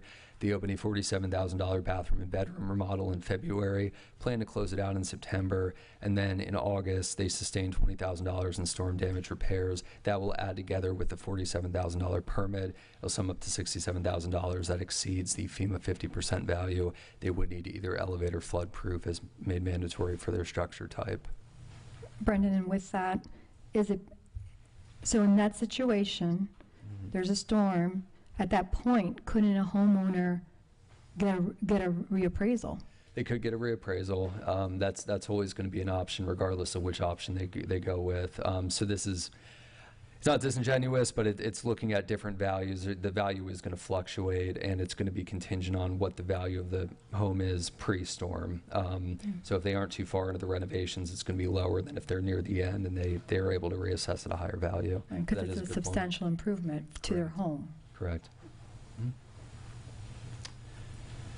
So in terms of expected impacts, option A will have no additional impact on homeowners and is less impactful in this particular event than option B due to the option for decoupling. And look back when we brought this forward 2 weeks ago, we weren't aware that there could be that decoupling. That is something that we had cleared through the state.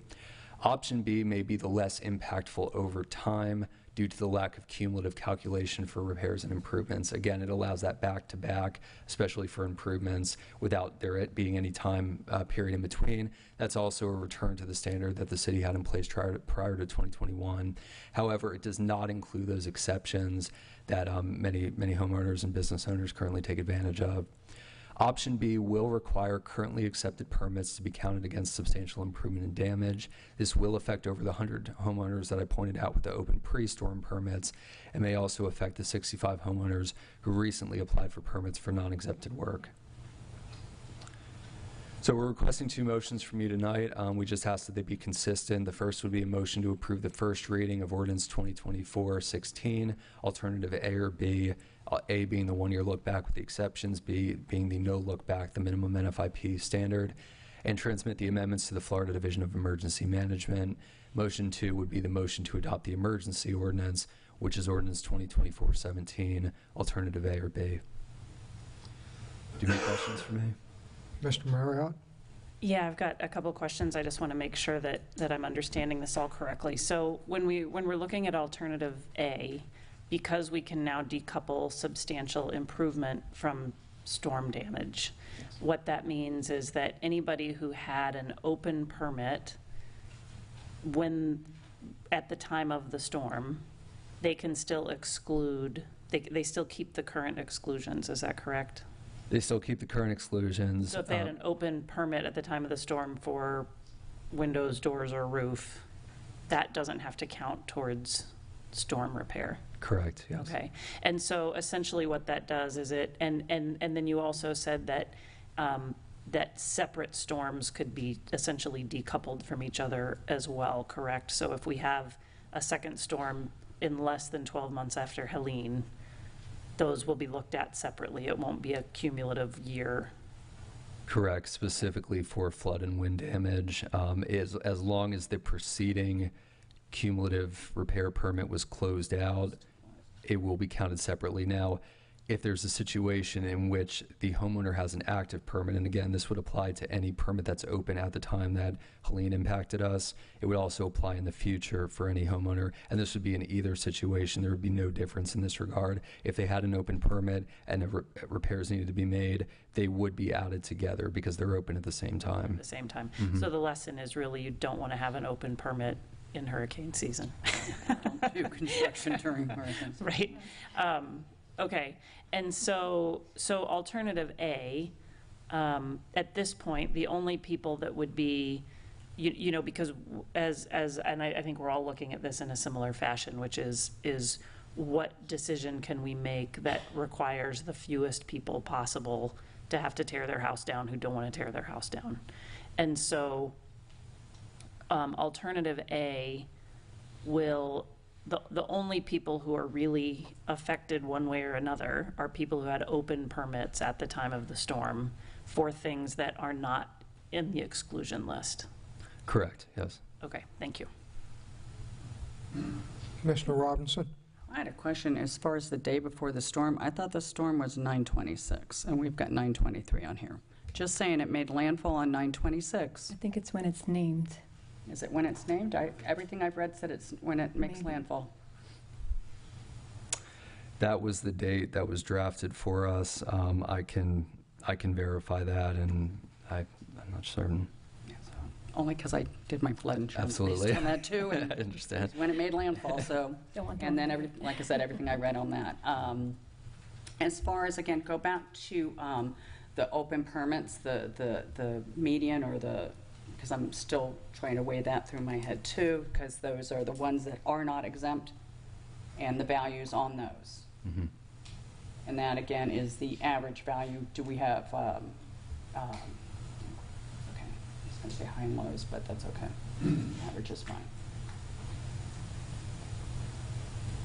And there is quite a bit of variability in that list. I don't have the agenda report in front of me, but if I recall, there were 18 homes that were over 25,000, and I believe there were 5 that were over 50. So it isn't too many at that higher end that would be affected by this. The average is several very high cost projects, and then much lower cost permits. So. Okay.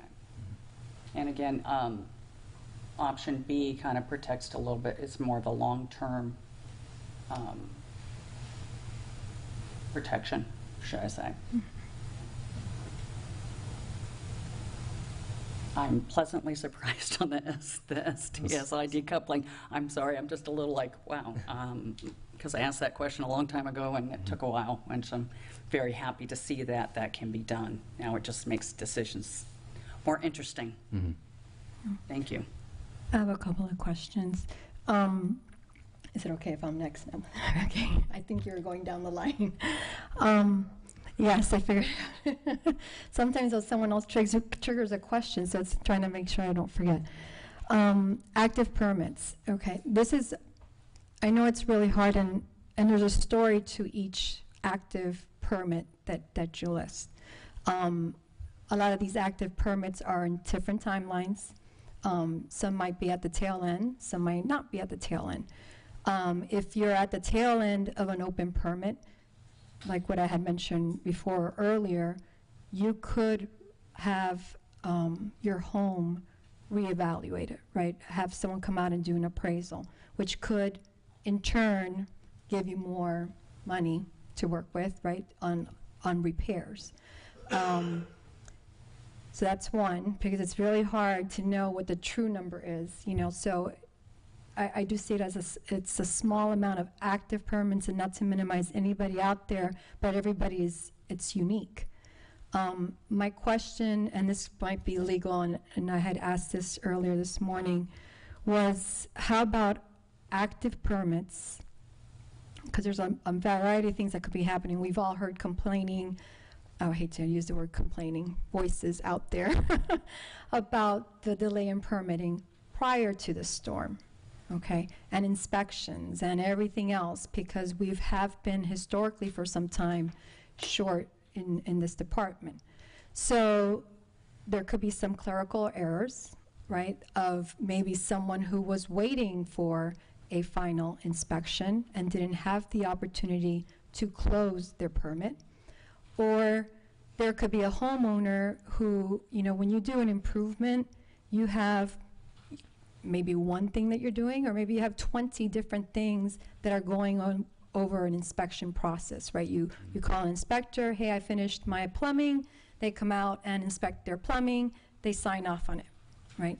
So my question is, for those people who are in those situations, because it's signed off, it's almost like I want to say that that was closed, right? That project was closed. It's just that typically we close out a whole project. We don't go, you know, you could have a whole project that includes your windows and includes your roof, but you don't close out your whole building permit until you're done with that contractor, if you're working with a contractor. But technically, you could have closed out that roof or that window and everything else because it was signed off already, but you didn't close off the whole thing. So I hate to put our city attorney on the spot, but this is something that I had discussed to hopefully look into it, about whether that amount, because technically it's closed, I don't know what else to call it, you know. I don't want to use words of exemption or, you know, I don't know how to call it, you know. Well, the building official really needs to answer these questions for particular homes and how far they got along, and whether they were closed, whether the final inspection had occurred. So they're very fact specific, so we would have to look into those. But as we relate to these two ordinances, we're looking that a permit should be closed before the storm. And so as a practical matter, you're correct. You want to try to close out all your permits, especially if there's an approaching storm coming. Maybe not the beginning of hurricane season, but if there is a storm coming, you need to close that permit out. Hopefully you've gotten far enough along. And I had asked the building official, who's also a floodplain manager, a variation of that question, and if there were a clerical error, we would look at it, but if it has not gotten a building final or whatever the equivalent would be for that permit type, that's really on the builder to call in. They do effectively respond to requests for inspections, so if it were open and it were to not have been a mistake, that would typically count. I mean, they could always reach out to the building official and request a second opinion on that, but that's going to be the case in most instances. So. The other question I looked up, the governor's executive order for Helene 24-208 was issued on September 23rd, 2024. I think that's why we have that date. But the landfall was September 26, 2024 in Perry, Florida at 11 p.m. So I'm not sure which date is better to go with. I think it's better to go with the September 23rd. That would make sense with the date of the executive order, I believe. And that was the date that the Division of Emergency Management was comfortable with, so I could request to be moved 2 days later, but that was the date that they adopted. I'm fine with either one. I just wanted to clarify from what I've read. And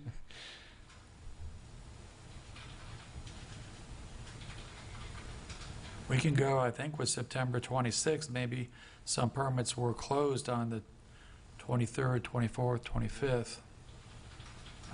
So it may be better in this particular situation with this ordinance to go with September 26th for this purpose.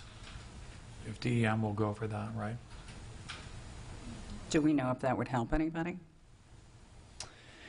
Probably not. I could check real quick during public comment. I could see if any permits were closed down on that date, so I'll let them know. Time period. Mhm. Absolutely. Mr. Mayor? Yes, thank you, Mr. Vice Mayor. Thank you, Brandon. I appreciate you coming back with all the questions that we've had the last couple times. If I may add one more question, please. If we look at the two options with exemptions, if we were to go, if the mechanicals, roofs, windows, and so on, if they were not exempt, and somebody just wanted to replace their windows, would they have to complete a full FEMA package if they're not exempt, or would they not have to complete a FEMA package? Especially during this event, they would still need to complete a FEMA package. That would be for the full scope of work associated with the repairs, but even moving forward, that would still be expected, yes. Okay, so if we went with one of the options that had an exemption, then we can do windows, roofs, mechanicals, a few other things without completing a FEMA package? I believe so. I don't believe we require a FEMA package if there's nothing within the scope of the permit that requires, that counts toward the FEMA 50%.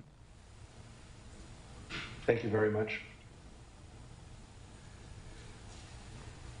Madam Clerk, do we have any public comments?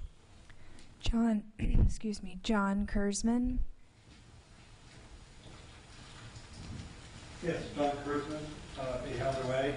Just on that last comment also, if we go to the per permit model, it used to also be our practice that if you knew that you were so far away from the FEMA limit, 50% limit, that you didn't do a FEMA package. That was the beauty of a per permit model, that, gee, you got $5,000 worth of work and you have a $50,000 FEMA limit. There's no reason to do a FEMA package because we don't have to worry that your next permit is going to push you over the limit. So I think that was why you didn't, that was one of the beauty of bookkeeping. Another thing about the way it used to be, and this is actually since 2021, just want to bring up, is the post-firm houses didn't have to do FEMA packages. The FEMA guidelines, you know, delineated between SI and SD. And they also said if it was post-firm, your job wasn't to alter in any way a home that was non-compliant, make it non-compliant. If it was pre-firm, it was 50%. And then on the right, this little box also from the desk reference said, you need to make sure you follow the rules of requirements that when the building was constructed. And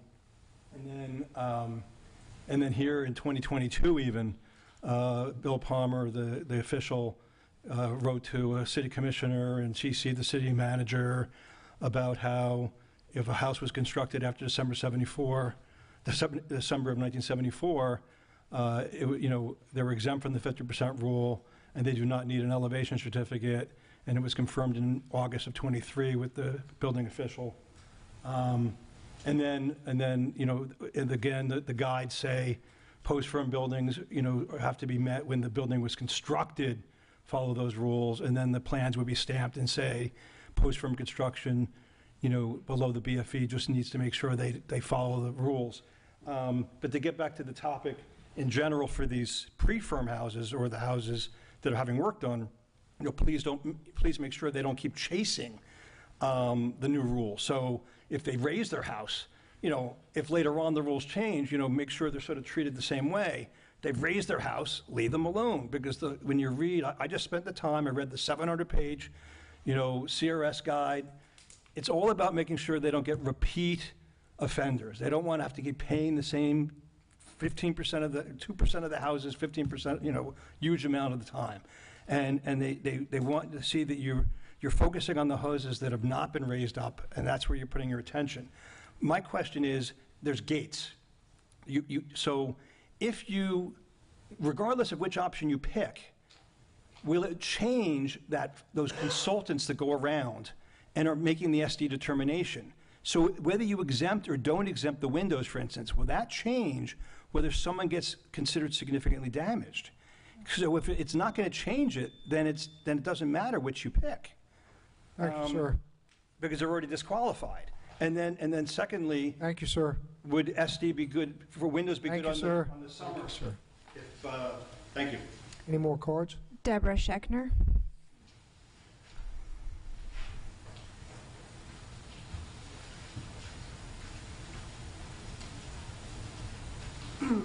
Deborah Scheckner, Bocusega Isle Drive in St. Pete Beach.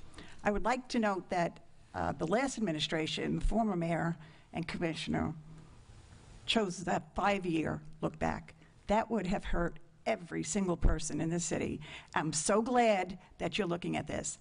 I think the best option for people might be the no look back, because I know folks who put a huge amount of money into their home over the last 2 years, and that should not count towards their FEMA 50%, because then they cannot repair their house. They cannot make it habitable. It makes no sense whatsoever to do anything else but, from what I understand, the no look back. People need to be able to repair their homes. And if you have a look back of a year, or 2 years, whatever, they will not be able to do that, and that becomes a real issue. I know one woman who did a gorgeous job on her house. That's all gone. So why should she have to worry about that look back period?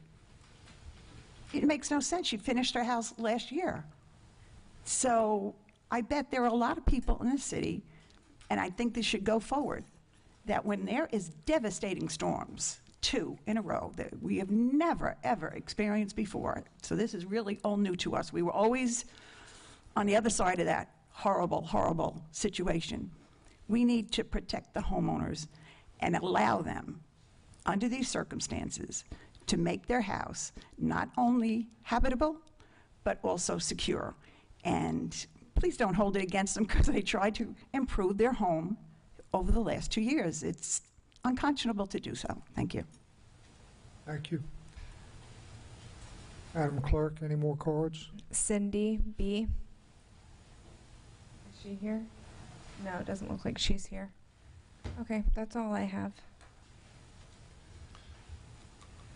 So, commissioners, I think Brandon has some info. I just wanted to follow up on the questions. I did speak with the building official. Yes, a FEMA packet would be required even if the individual permit itself does not exceed 50%, or if it's for example, just windows, if you were to go with option B, because he would want to track that if additional permits were open in the future, it would need to be added together with the original FEMA packet. However, if the work is entirely accepted, so for example, if you were to go with option A and someone were to apply for just impact windows and doors, a FEMA packet would not be required in that case, because those are accepted items. So. Brandon, while you're there, and commissioners, before we, well, I guess we are going to go into discussion.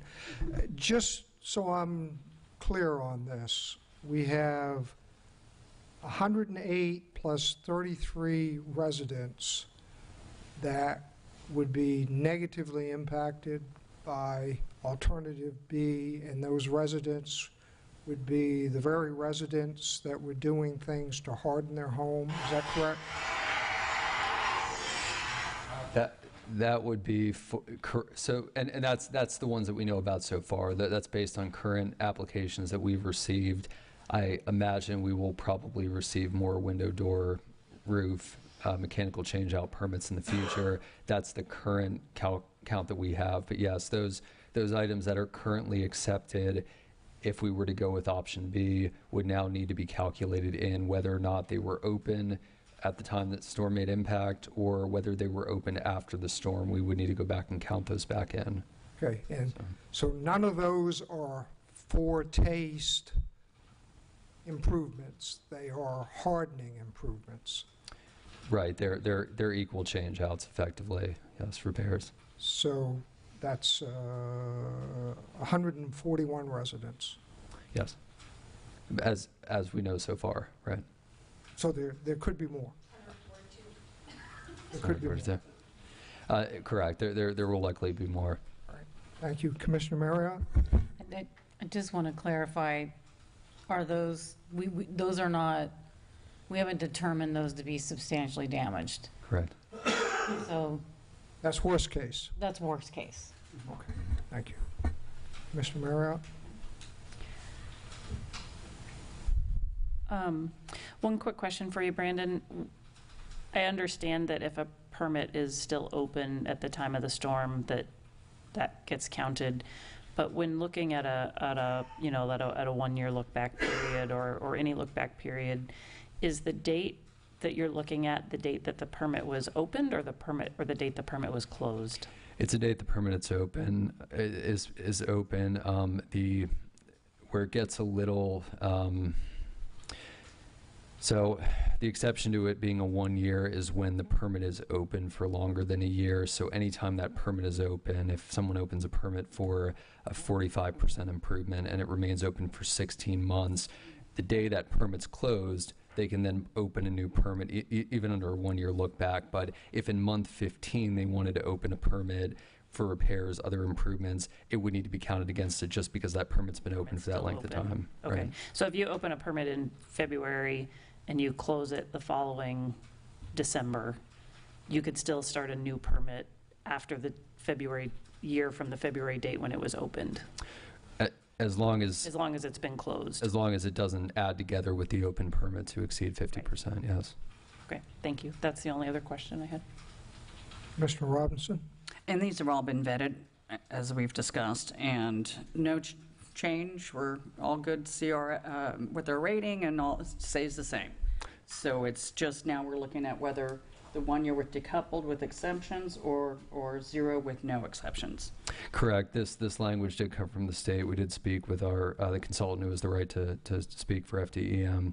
And we would lose those 20 points, but we are over more than 20 points into the category that we're in. So this is a nice surprise. I mean, I think we all thought a few weeks back that there wasn't going to be as many options as we have, or as great of options as we have to hurt the least amount of people. So that's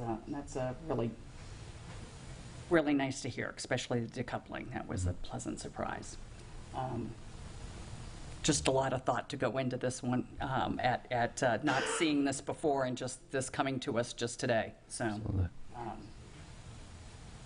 I'll let you have it, Betty, because I'm still weighing in my head a few options here and just thinking about, because I didn't think the 0 was necessarily going to affect as many people, but now with the decoupling, it really does help quite a bit. Yeah. Now, I still want to emphasize, though, from what I'm seeing, though, you're giving us the worst case scenario, because we don't know for sure out of that number how many truly are there, right? One question on those open permits, do we know how long those have been open? Because I know we've had talks about some people forget to close the permits, right? So are these permits that have been open, for 2 years and haven't closed them? And so therefore, back to what Ms. Marriott just mentioned, it goes back to when they opened the permit. So if they opened it 2 years ago, so does that And that is the case with some permit types, but our permit administrator did go through, and I'd asked them to pull this list together. They did go through and close out those permits that should have been closed out, so this list should only affect the ones that are actually actively open.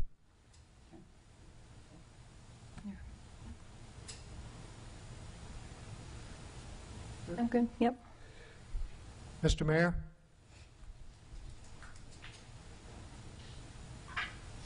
Well, I want to thank, again, the city staff for being so diligent and making sure that we get all the answers, and also to the city attorney for, preparing multiple ordinances so that we don't have to spend additional time waiting for those ordinances to be drafted so that it's ready.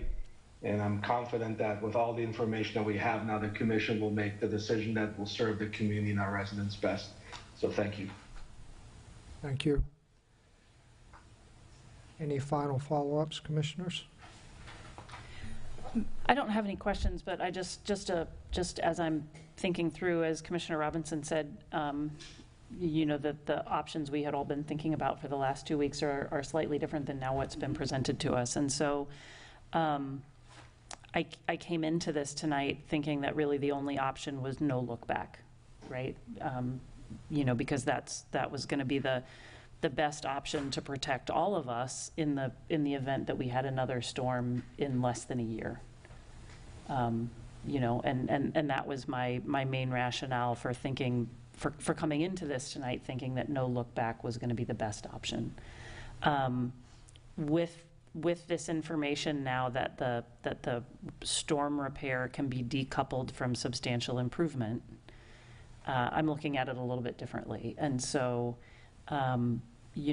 anybody who in the last year had a permit open to repair their house, or 2 years or 5 years or any amount of time, had a permit open to improve their house, electively improve their house, that permit value will not be counted against their storm repairs now.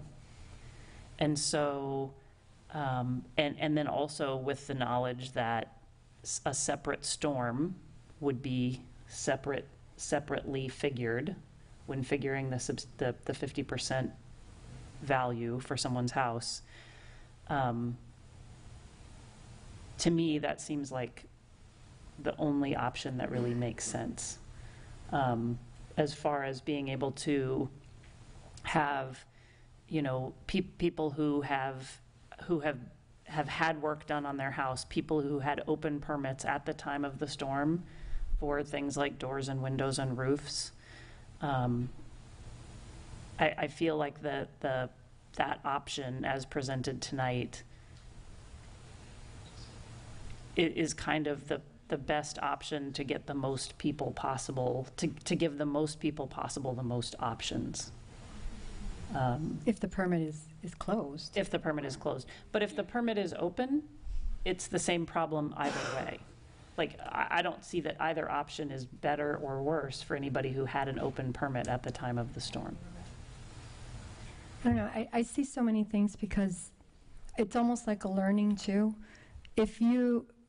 I know some people are repairing windows and some had some roof damage. This was not a true wind event that damaged way more, right? So my learning is if I get my windows damaged, I make sure I repair it before it's hurricane season, and I make sure I close it before hurricane season. And then therefore it doesn't affect us, And I'll keep saying this, the no look back to me is good because I have lived in a neighborhood that has had multiple events, okay, and some very close, the rules have changed, let's say, or my mentality, because that's why I mentioned the project, right? I did my windows, I did my roof last year, right? And I mean, it's closed, my permit is now closed, but if it would have been during the storm, and I didn't close it, that was a lot of money, and all that improvement. So I would have been affected. And again, it goes back to individual situations. Everybody is going to have a different situation, and even the number that we're hearing still doesn't mean it's all of those numbers. We're going to affect somebody, whether we want to admit it or not. Someone's going to be affected by tonight's decision. So, and I know I said it before, I don't want to affect anybody. I'm trying to think of, for people who are in those situations, what can they do to work either with the city if, let's say, they were close to closing or something, because they're coming into a change in the rule, let's just say, right? But moving forward, we're going to have events. I mean, we all live in Florida, it's not going to stop. And clean is permit to permit, in my opinion. It's going to hurt somebody, but we have to know we're getting close to December. We have hundreds of people who are going to be pulling permits to do repairs, and we're going to be going into a hurricane season. Okay, we have weather coming this weekend. It could have been a hurricane. Okay, so it's going to have a lot of rain and a lot of flooding for some people, especially those who live in some areas of Bella Vista, Don Cesar, Paso Grill. They can get flooded, So I don't know. It's hard, but going back to 2021, when we had Idalia and when we had Etta and all those things that happened, it should have been permit to permit. That's where I'm at that. I make a motion to approve the first reading of ordinance 2024-16, alternative A, and transmit the amendments to the Florida Division of Emergency Management.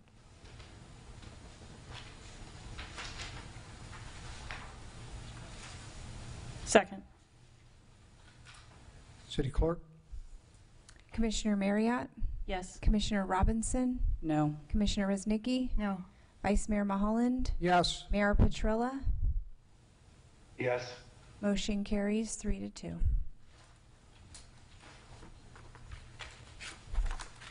And Mr. City Attorney, I believe that we just need to do a motion for the emergency adoption. Is that correct? If you would like to implement this ordinance immediately, then you would move the emergency ordinance for 2417, alternative A. Commissioners, is there any reason we wouldn't want to move this forward? We've already had assurances from staff that the state should be good with this. Any comments on whether or not we should consider not doing this? I think if we're going to do it, we should do it. Yes, let's do it. Okay, could we have a motion? I make a motion to adopt ordinance 2024-17, alternative A. I second. Commissioner Robinson? No. Commissioner Rosnicki? No.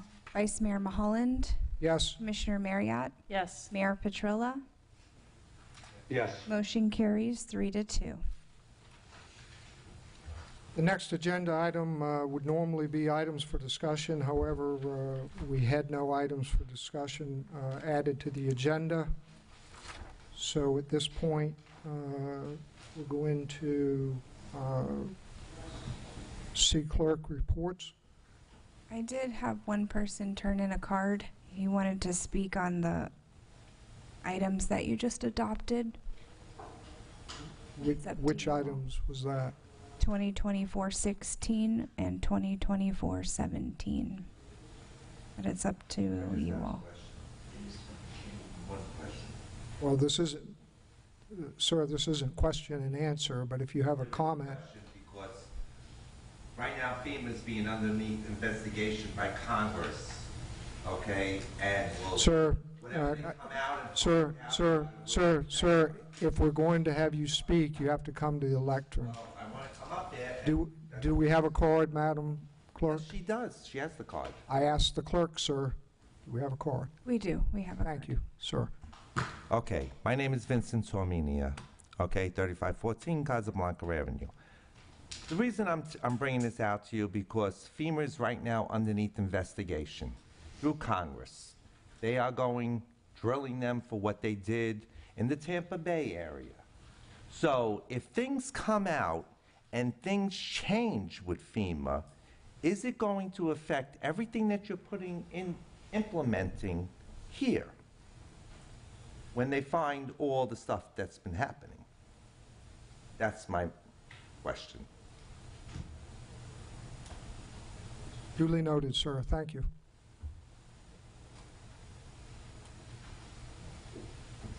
City Clerk report. Hi, yes. So we had qualifications for District 2 and District 4 election. It ended on Friday, November 15th at noon. We had 2 residents that qualified for District 2, Lisa Robinson and Grant Izzy. We had 1 for District 4, Joe Mulholland.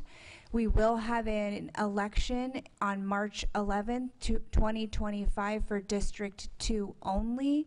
All of this information is available on the city's website with the names of the candidates as well as candidate information that they provide when they turn in their qualification information.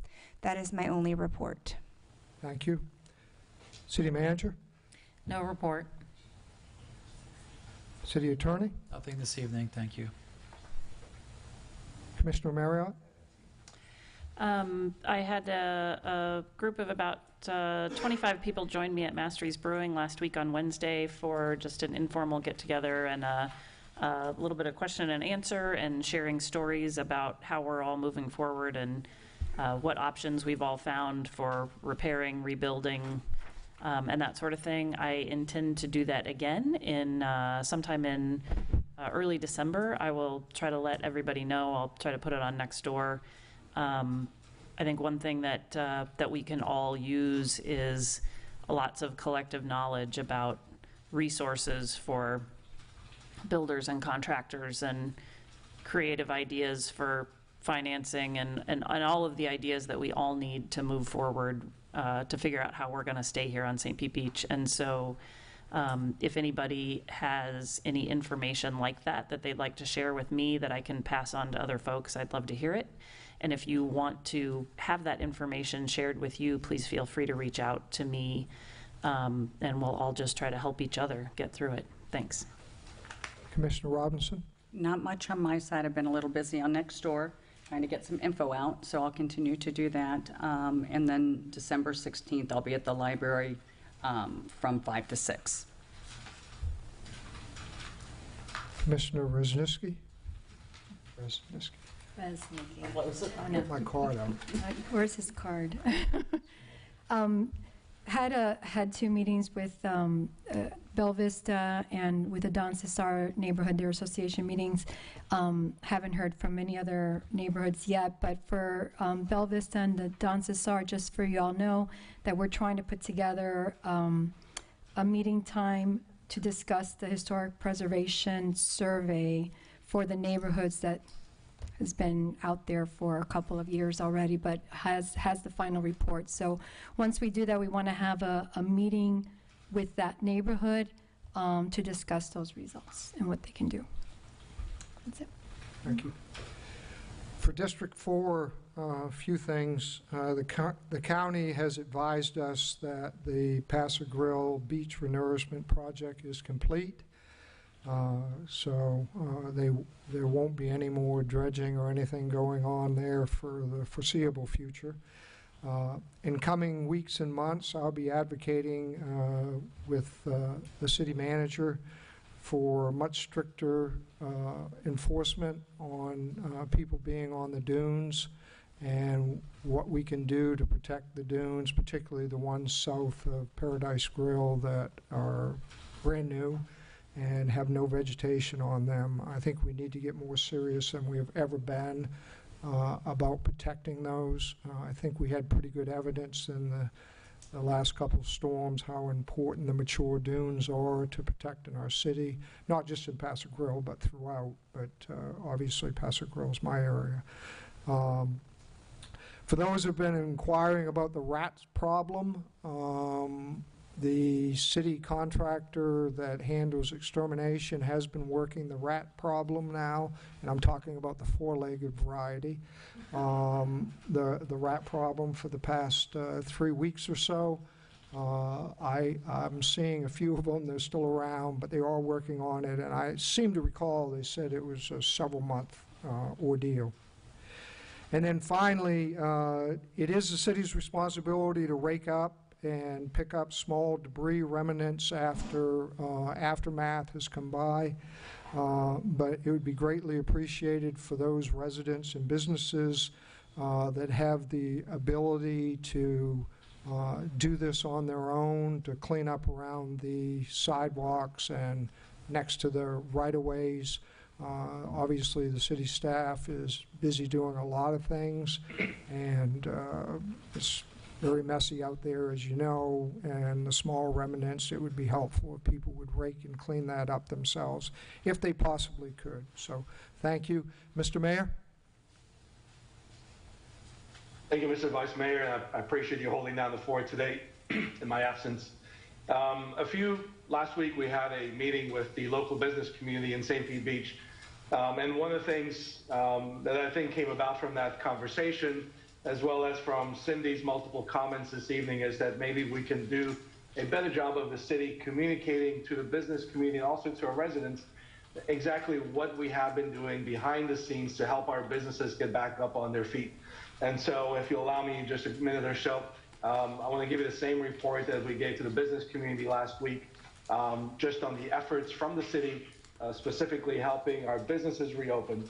You know, as Cindy actually mentioned, you know, many of the businesses, it's, you know, for our residents, oftentimes, you know, it's the impact is the house.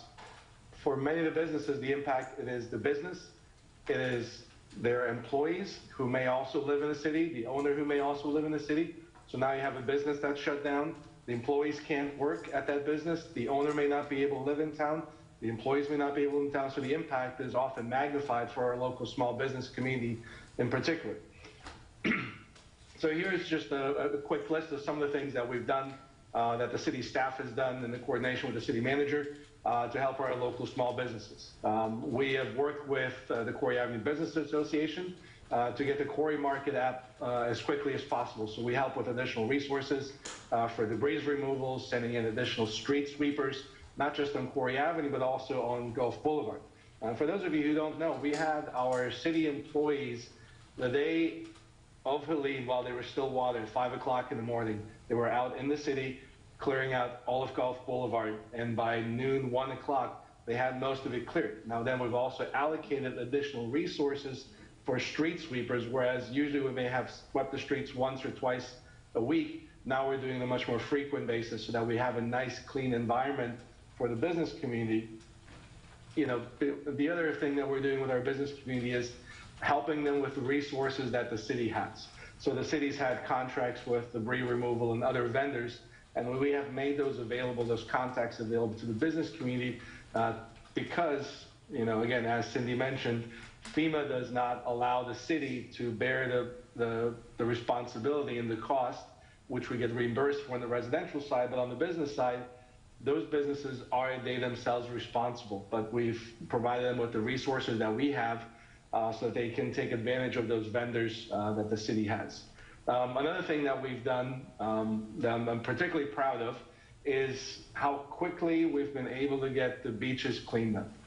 So for a lot of our business community, they understand that if we do not have a beach, there will be no visitors. If we have no visitors, a lot of our small businesses and local business community will suffer because of that. We've had over 500 volunteers remove over 7,000 pounds of trash from the beaches. I want you to let that sink in.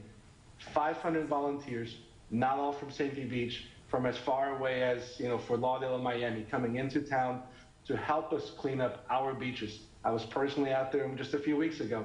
You know, we're shuffling sand off the sidewalks, as if that's the most exciting thing. We're shoveling the walkways free and the walkovers so that people can access, you know, whether it's the businesses or whether they can access the beaches.